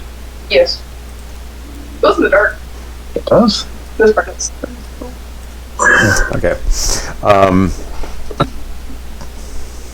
Okay, so since you're shooting first, go ahead and take your shot. 2 misses. Okay. He shoots to either direction of the rad roach, but fails to hit it completely. Okay. That rad roach has his dancing shoes on. He was just like, Yes. Mm-hmm. That's funny. All right, I need to grab myself a sheet of paper here. Give me just a second here. Actually, if he's a rad roach, he would be dancing to La Cucaracha. Yes. Oh, I found the other stuff that I was looking for earlier. Cool. Yay. What are you imbibing? Me? Yes. Water. It had a green glow, like it might have been water from the game we're playing. I had a cold brew coffee earlier, and it had ice in it. Right now we don't have ice in our fridge, so I just poured it in, much to my boyfriend's disgust. He stared straight at me and was like, "There's coffee in that water," and I went, "I want the ice. I don't know what to say to you." Okay, He's like, you Regis. are one nasty man. Regis, you're up. Make an attack. Okay. Let's see. I don't. So they did level you up before you got here. So Okay, you should be able to hit the broadside of a barn now. And Regis, I think you have an ability that grants you some kind of advantage against bugs, like a perk. Okay, let me look at that. And you're Yeah, wearing entomologist. and you're wearing radar now as well. I don't know if you were here Yeah. first. Okay, so You took entomologist. That's amazing. yeah. Well, useful in this context. Right. So Here we go. I guess I'll give the pipe gun a try here. And no, dice 2. I had the wrong companion. This was your moment to shine. Well, I don't know. That looks like one success, right? So Let me just check and see. They do have a defensive 2, so you gotta hit them twice. yeah. Well, we'll call that a miss. Yeah. Miyamoto, you're up. This rad roach. Well, fellas, I guess I'm gonna have to teach you. Please. So bad. I draw my sword, and I stand there, and I get kind of close. I walk up to the thing, and I go for the behead. I just try to bring it down over its, where its head would be attached to the. Okay, are you going to use an action point? Yeah. Might as well. Okay. All right, go ahead and make your roll. With the sword, and I got a 3, a 10, and a 5. Those are hits. So I got an action point. Ew. Yeah, let's see. A 3, a 10, and a 5. Your melee. My melee ignores some armor, I think. Looks like you had a very noisy cat. Okay, so go ahead and give me a location. Yeah, D20 for location. Looks like a 12. Okay, 12 is going to be the right arm. Yoo-hoo. And go ahead and give me some damage. That's D6s. Yeah, so you know the way the D6s work on damage, right?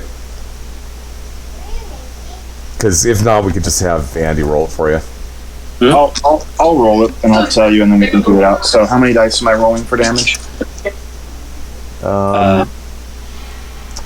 2. I gotta find another D6. You've got 4 damage, so that'd be 4 D6s. Okay. Got it. 3 so far in my hand. Nice. But it's got some Tabletop too, so not too I know I have like 15 D20s on like 3 D6, I swear. I have hundreds of D6 upstairs in a different bag, but I've got like these little micro D6s that I use. For like Shadowrun and stuff like. Give me one more second. I know I have 4 of them in this thing. I don't know. This is the last handful that has to be a D6. And there it is. Okay, perfect. Alright, I got 4 D6. I rolled a 4, a 6, a 2, so that's 12. No, it's the not. 4 doesn't count. Okay, so the 4 doesn't count. I got a 2, a 6, and another 4. So I had 2 4s, a 6, and a 2. Okay, so the 2 is a 2. The 2 4s don't count for anything, and the 6 counts as 1 plus an effect. And the effect is pierce, right? Yeah. Yes. Okay, so that will overcome damage reduction. Yeah. Okay. You injure it. Okay. It is going to attack Rambo. Come on. Because attacking... we can't have everything attack Miyamoto all the time. Let's have nothing attack Rambo ever. Alright, so give me just a second here. My character in this game in the end is basically based exactly on your name. Oh, looks like Roll20 is glitched on me. I gotta reload it. Give me a second. Yay. Remember. Uh-oh. What's the faction called that they're kind of like lawmen? Let's forget it. Rangers. Yeah. I'm the next ranger. Sure. Okay, 18 and 11. Let me see what it needs.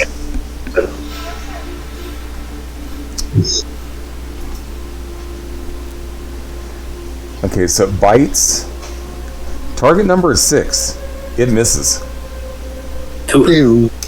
Okay, we are back up to, looks like Regis. All right.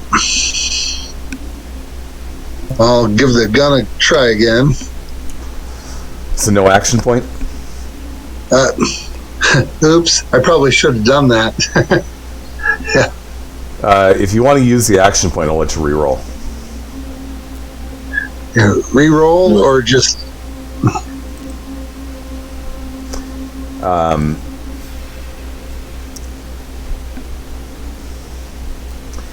Yeah, just go ahead and give it a reroll. Okay, I'll do that and see. Crap. I'm sorry. I meant use your action point with your reroll. So you should have been doing three dice instead. So I'll give you one more shot on this. All right. If you're using an One action more point. shot. And well, All right. not Well, much. luck. Yeah. Okay. Rambo, you're up. Gonna take another shot at this guy. Oh, did Aaron, I had a moment I'm to sorry. I smoke. skipped over. No, I didn't. Okay. I'm sorry. What was that? I'm I gonna had- take a shot at this guy. And I had a moment just a second ago that was playing with my brain hardcore. I don't know why. Your cat jumped up, and it looks exactly like one of my cats. And I'm like, wait a minute, the TV's in front of me. How is the TV behind me? And I'm looking at you, and my brain is only seeing the orange cat TV. And like, Nope. then I realized I wasn't looking at me at all. I was looking at you and your damn cat. Quick mechanic question.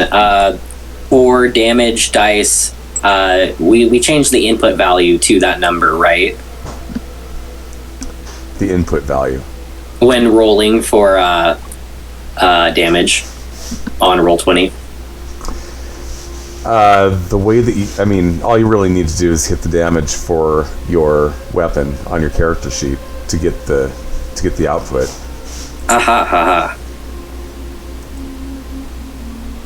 Or am I missing the question? Oh, shoot. There we go. Okay, that is only one success. You need two. This rad roach is kicking our asses for no reason. Swear we die by a rad roach. Well, these defense two creatures are not easy. No. You know, because you got to get two successes to hit them. Because he's fast and skittery. Little bastard. Okay, so that was Rambo. It's on to the Rad Roach. And this time he's going to take a shot at Regis. And I just noticed that John and Eric are in the wrong spots. That's okay. I'm not going to fix it now. Yeah. Also, do I get a second attack before the roach, or do I go after the roach? You'll go after the Roach. Okay. I wasn't sure. You're lower on the initiative than the Roach is. Gotcha. So, okay. So, like I said, luckily, he does have a fairly tough number to beat. How many legs does he have? Like 6, 8. Roaches have 6, right? Ooh. Okay, he got one hit. Does Regis have what's his defense? Is it a 1?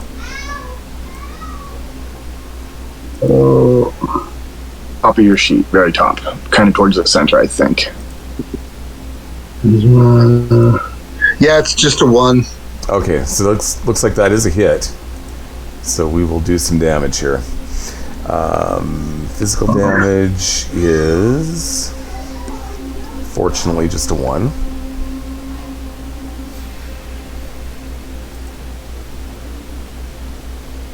And okay, so it's going to do 2 damage.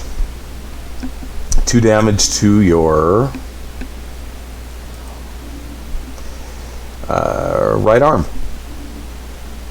Okay. What is your armor for your arm? Is it a 1? I'm not sure I have any. Well, Yeah, the Raider's armor I thought was a full set. Yeah, it's a full set. So I think for your armor, you have 1 on each okay. limb. So you take 1 damage then? Yeah. To- Yeah, because it counts as damage reduction. So- I'm only vocalizing it because I'm trying to make sure that I've got understand the mechanics right. That's how you do it, right? Yep. Okay, cool. Yeah, it's basically damage reduction. Okay, Okay, just direct. Okay. Miyamoto, you're up. Okay, try the sword again. Need 2 successes to hit. Do we have any more? I don't think we have any more action points, do we? Anybody been keeping track? I think we have one more. Okay, if we've got one more, I'm going to use it. Unless anybody objects heavily to that. Not right now. Oh. Yep. Okay. I got a 6. Oh, fuck's sake. A 6, an 18, and a 20. So I missed. That's a miss. That's a miss. You're just short of a complication there, even. Yeah. Okay, back to the top, Regis. All right. Pipe gun.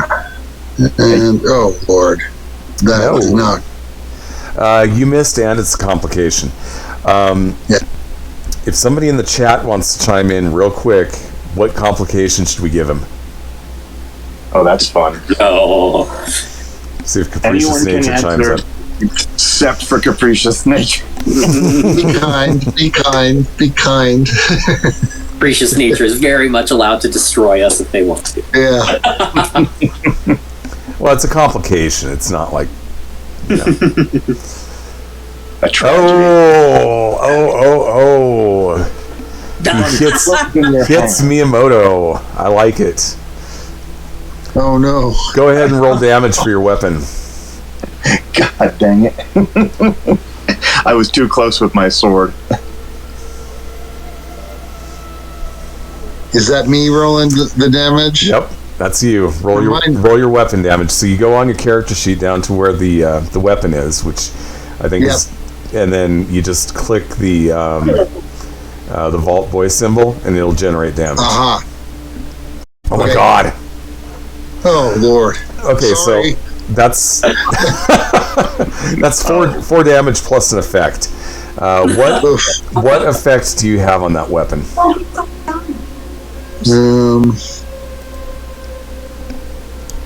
Let me just take a look here. The pipe gun comes with nothing. Okay, well at least there's that.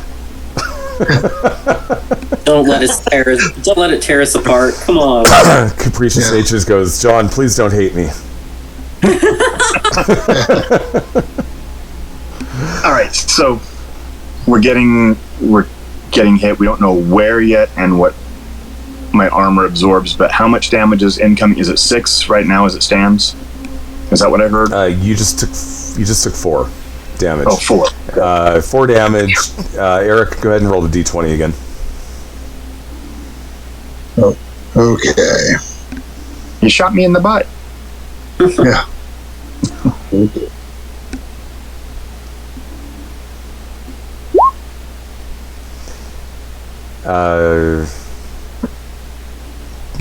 One is a Head. yeah. One's a head. You just took a headshot for 4 damage. So luckily you're 1 point short of an injury to the head. Oh my God. Sorry. Thank Capricious Nature. Okay, Rambo, you're up. All right, let's take another shot. No, you don't. I know, knowing these rolls. Why? Well, no complications at least. Yes. We're just shooting off bullets everywhere in this cube of a room. Yeah. All right. I feel like Miyamoto has taken enough abuse for right now, so it's going to take another shot at Regis. Okay.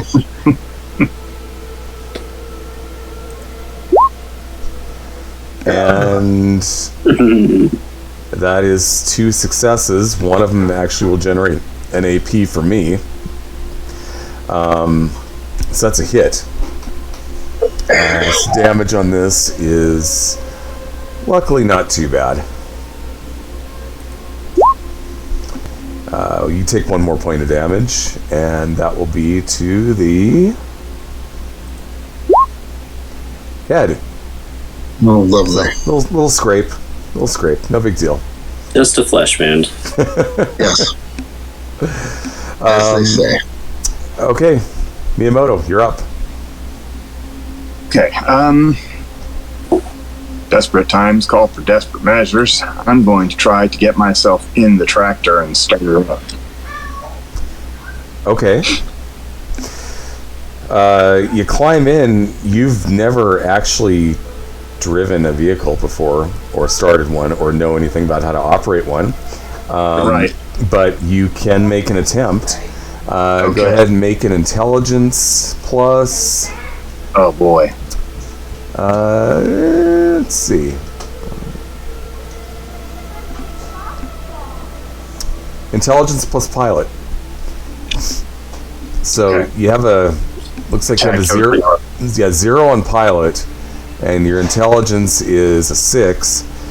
So go ahead and see if you can beat a 6. A 15 and a 1. Okay, that generates an action point, and you see the button, which says like basically just says reactor core ignition, and Okay. it clicks. Hey, I think that's what we're looking for. So you hit that, and the thing all of a sudden springs to life. Okay, now the next step is figuring out how to move it, but we got it on. Yep, it is on. As a free action, can I tell my, not that they aren't aware of it turning on, but can I tell my party, look out, look out. Yeah, you can talk to him. Okay, look out. At the very least, Rambo's going to get out of the way of the garage door. Yeah. Okay, you won't be able to attempt to drive it until next round, so Yeah, we're back up to Regis. Now, clearly, I'm running for the cover or out of the way as best I can too. What do I need to do here? Nothing really. I mean, if you're trying to exit the garage, you're just going to take off, and Okay. it will probably try to follow you on its round. A little bit. You don't, but you do get you do have the opportunity of attacking and moving in the same round, so you could take a shot at it before you run if you want to. Let's do that. Yep. Okay, go ahead and make a roll. All right. And my cat needs to Oh, be Lord. removed from my desk. Dang, we I gave you some am skill not- points, and you're still rolling zeros. Not Obviously, having a lot of luck here. obviously, combat is not your thing. No. Okay, Rambo. All right. Give me 1 second here. I'm going to check my perks again. Oh, yeah, okay. Yeah, I'll make another shot. Thank God we got that ammo a couple rounds back. Keeping me going. Okay. Oh, That's a hit. 2 successes. You hit it. Oh, 2 AP points as well. damage everything you can. We were all for. Sweet. Okay, well, 1, 2, 3, 5 points of damage plus 2 effects. Describe for me how you want this thing to go splat. Yes. All of its limbs kind of surge off of its body in this like wet mess, and we're left with only the husk of a rad roach just sitting right in front of us. Blasted holes, 6 of them. And it's gone. Okay, it is gone. Now, in this garage, in addition to the vehicle, which is sitting here idling now, it does have a reactor core like other vehicles of the era, but it has started. Wait. Is this reactor core powerful enough to take care of a vault? No, Damn it. no. Unfortunately, it's not that good, but it is good to keep this thing running for an indefinite period of time. Yes. Good. So There are a few things of interest here. There is what looks like an armor box or an ammo box.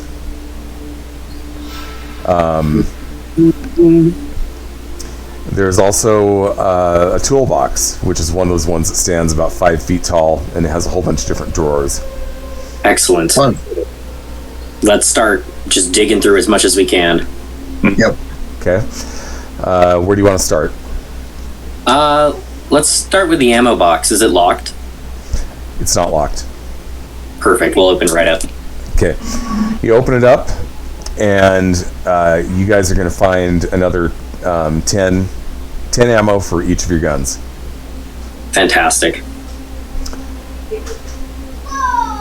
Good. It looks like you just had a big pile of bullets in there.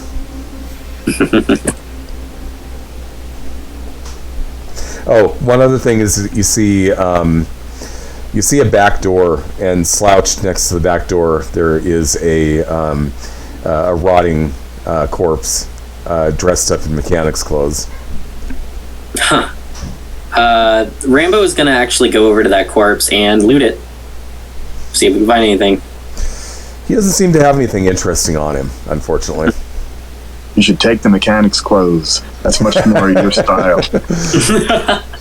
Well, if you insist. Plus, you get the fresh scent of the rotten corpse. Don't get a lot of that down in the vaults. Nope. Lucky you. Maybe there's some wet spots in this clothes.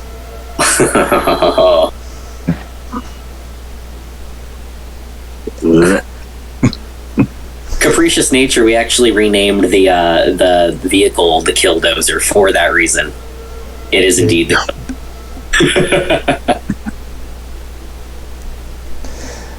So you're going to go through the tool chest? Yep. All right.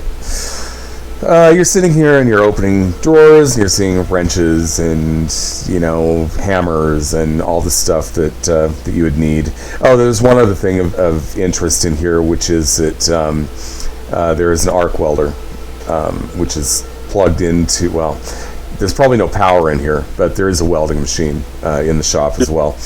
But you're sitting here and you're going through all this stuff, and you get to the top and you pull out a handful of paper about like this thick, and it's all full of handwritten notes. And basically what this is it says up the top, it says, first page at the top, it says "The Beast," which is what apparently this guy called this vehicle. You've renamed it Killdozer. And it says operating instructions and technical manual. Oh, good. But it's all handwritten, and he's gone into basically how to operate the vehicle. He's gone into how to maintain the vehicle, and there's also a pretty lengthy bit in the back about how he actually built it. Do you guys see that? Miyamoto jumps down and he says, "Rambo, she's all warmed up and ready for you." You're trusting me to drive this thing? You're the vault dweller. I suppose I can figure it out. Rambo's gonna get behind the wheel of that car. Okay. Let's see. Using that manual, we're gonna see how we can start it up. Okay, make an intelligence plus pilot check. Perfect. Do you have any of those things? Well, I mean, you have intelligence, but... I have intelligence, but I do not have pilot.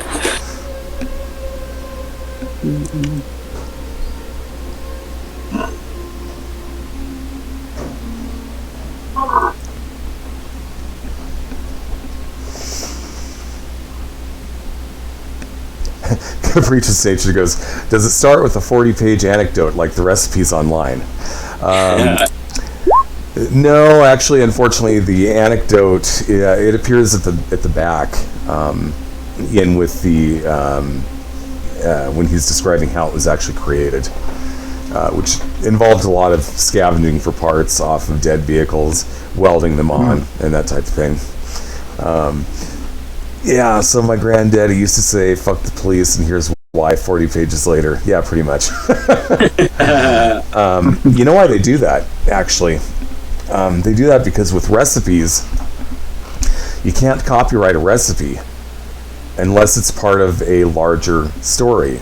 So that's why the anecdotes appear there, because they can copyright the anecdote, which happens to contain a recipe which is protected by copyright. That makes a lot of sense. Yeah. Yeah. One of those weird things that I just recently learned. So, okay, you've gotten a success, and that means that you are able to successfully get it to go in a straight line. Excellent. If you want to take the time to read the manual, particularly the operating instructions, we can make it so you don't have to make a roll every time you want to move it. That would be amazing. Let's do it. We have the time. That will take a little while. Sounds smart. Well, one of us has to learn how to drive. Okay, so you're going to sit here with this handwritten manual and read the operating instructions? Yes. And I'm going to find the safest places to store our stuff on it, and places where me and Regis can, like, hitch a ride, basically. Mm-hmm. The interior of this thing is fairly roomy. Okay. And if you remove the pad from one of the seats, there's actually a strong box there where you can store anything that you want, really. Excellent. There's also toward the back a little thing you can fire it up. It's got a tank of propane next to it and a pot. So you can actually cook from within this thing. It's literally a mobile base, and the seats are large enough for the whole party to actually just crash out inside that thing. We're never leaving. This is our home now. Vault 2.0. Yes. Yes. No. One other interesting thing about it is that it does have radiation resistance of 2. Perfect. Which means that you could just take that thing and drive it through the middle of the Spokane irradiated zone, and it would not bother you. Yay.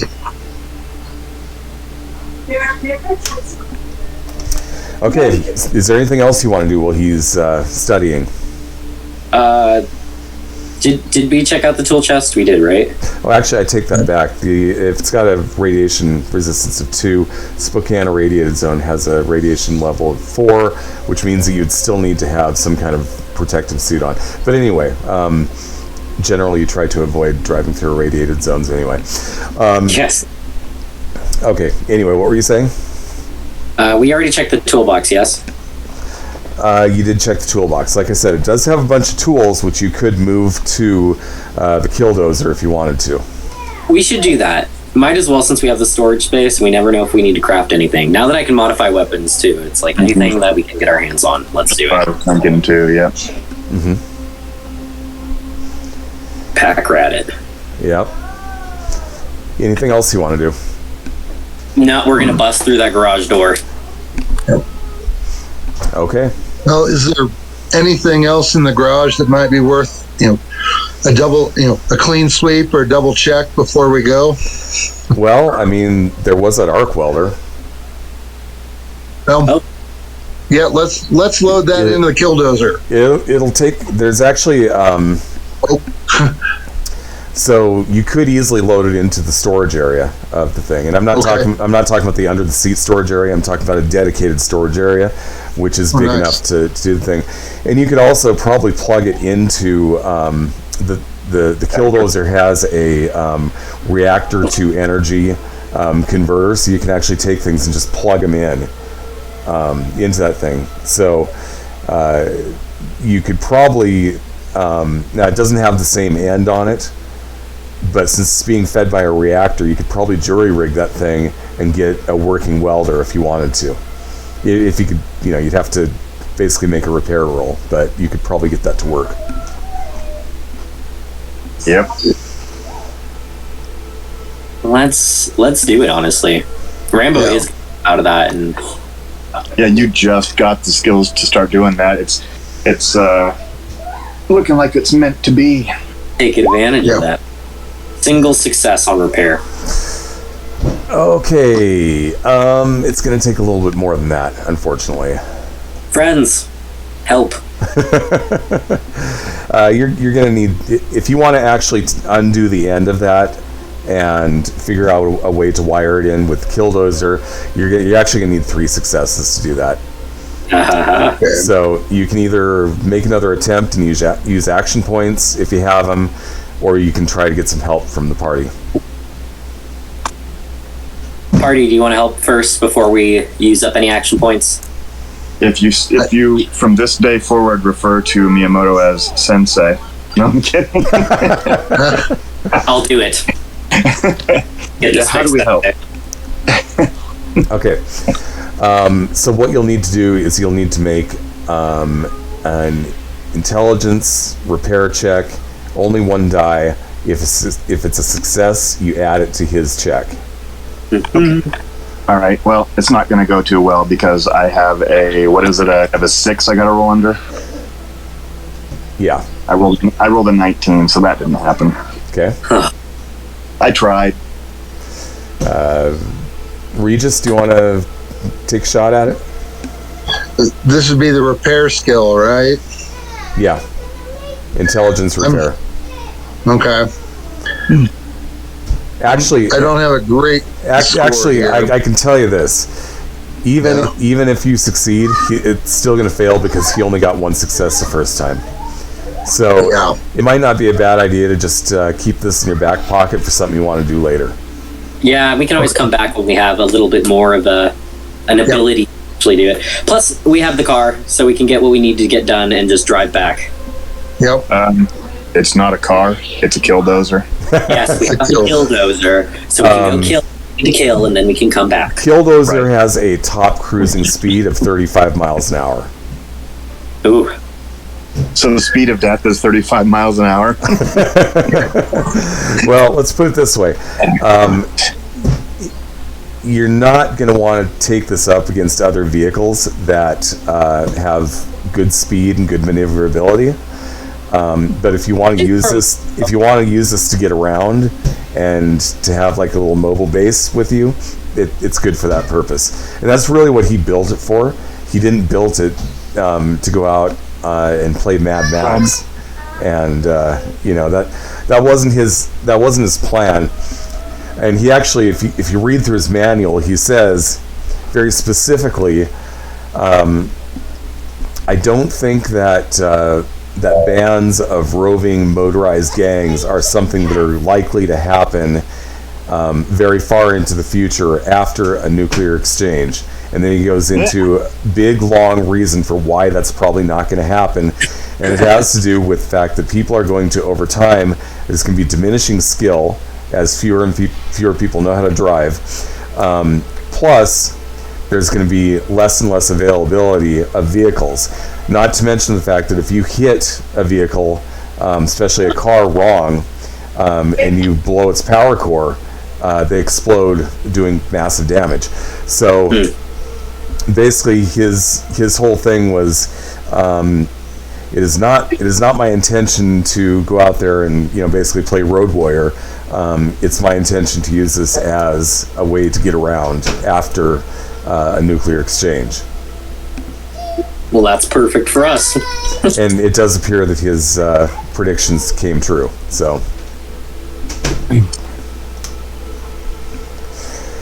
So you are now you're outside of Lake City. Cheney is south, or the ruins of Cheney would be south of the ruins of Spokane. So it'll take you a few hours to get out there. But I think that given where we're at, this is probably where we should leave it for today. Okay. That sounds great. Yeah. All right. I would like to thank people for showing up in the chat. It's awesome. The numbers are going up, so that's cool. That makes me happy. How altruistic. All right. So we'll go ahead and do our outros. I am Darren Drader. I'm a game designer. I've been doing it for quite a while. I have recently picked up streaming as a new hobby, and I'm enjoying it quite a bit. Eric, under the pseudonym John, since I put you in the wrong place today, go ahead. Eric Leonard, Regis Moset, and I'm sorry I came to the game late today. I continue my streak of being not that helpful in combat. Okay, John, aka Eric Leonard, today. I'm actually talking to you. It's your turn. Oh, me, John. Oh, it's good to swap. Okay. AKA Brain Dead, I guess. Hi, it's my fault we've taken a minute to get back to the game. I had some family matters. I think we discussed it last time, but thank you all for your patience. Thanks for joining us again. My name is John Schmidt, and if you want to look up Hard Rock Apocalypse, anywhere on the internet, you'll find the game that we have in development, slowly but surely, plugging along, still making progress, and it's good to see you all. Capricious Nature. You should actually watch his Fallout Asia. They've done one session. It was good. I want to watch it so bad. All right, Andy, you're up. Well, I am Andy. I play Rambo 2. If you want to find me anywhere, I will drop some links. And I would also like to make chat aware that we do have a Discord for posting announcements about this kind of thing. We will drop that link as well. One other thing I'd like to talk about is Star Trek. Yes. We have started the Star Trek game. Session 0 is in the books. We are not going to be getting back to it until at least the week after Thanksgiving, but we would definitely like to invite you to come check that out. It occurs Wednesday nights at 7 o'clock every other week, Pacific time. You can also check out Session 0 on our YouTube channel. And Eric, aka John, is part of that game, and it looks like it's going to be very interesting because everybody went with non-human characters. Yeah, cool. Yeah, so we've got a Romulan captain, we've got a Ferengi first officer, which should be interesting. I was about to say that's a fairly diverse little Star Trek team. Yeah. So we're going to have our first session of that, like I said, not this coming Wednesday, but the following. Another thing I'd like to mention is I am considering starting up a third stream.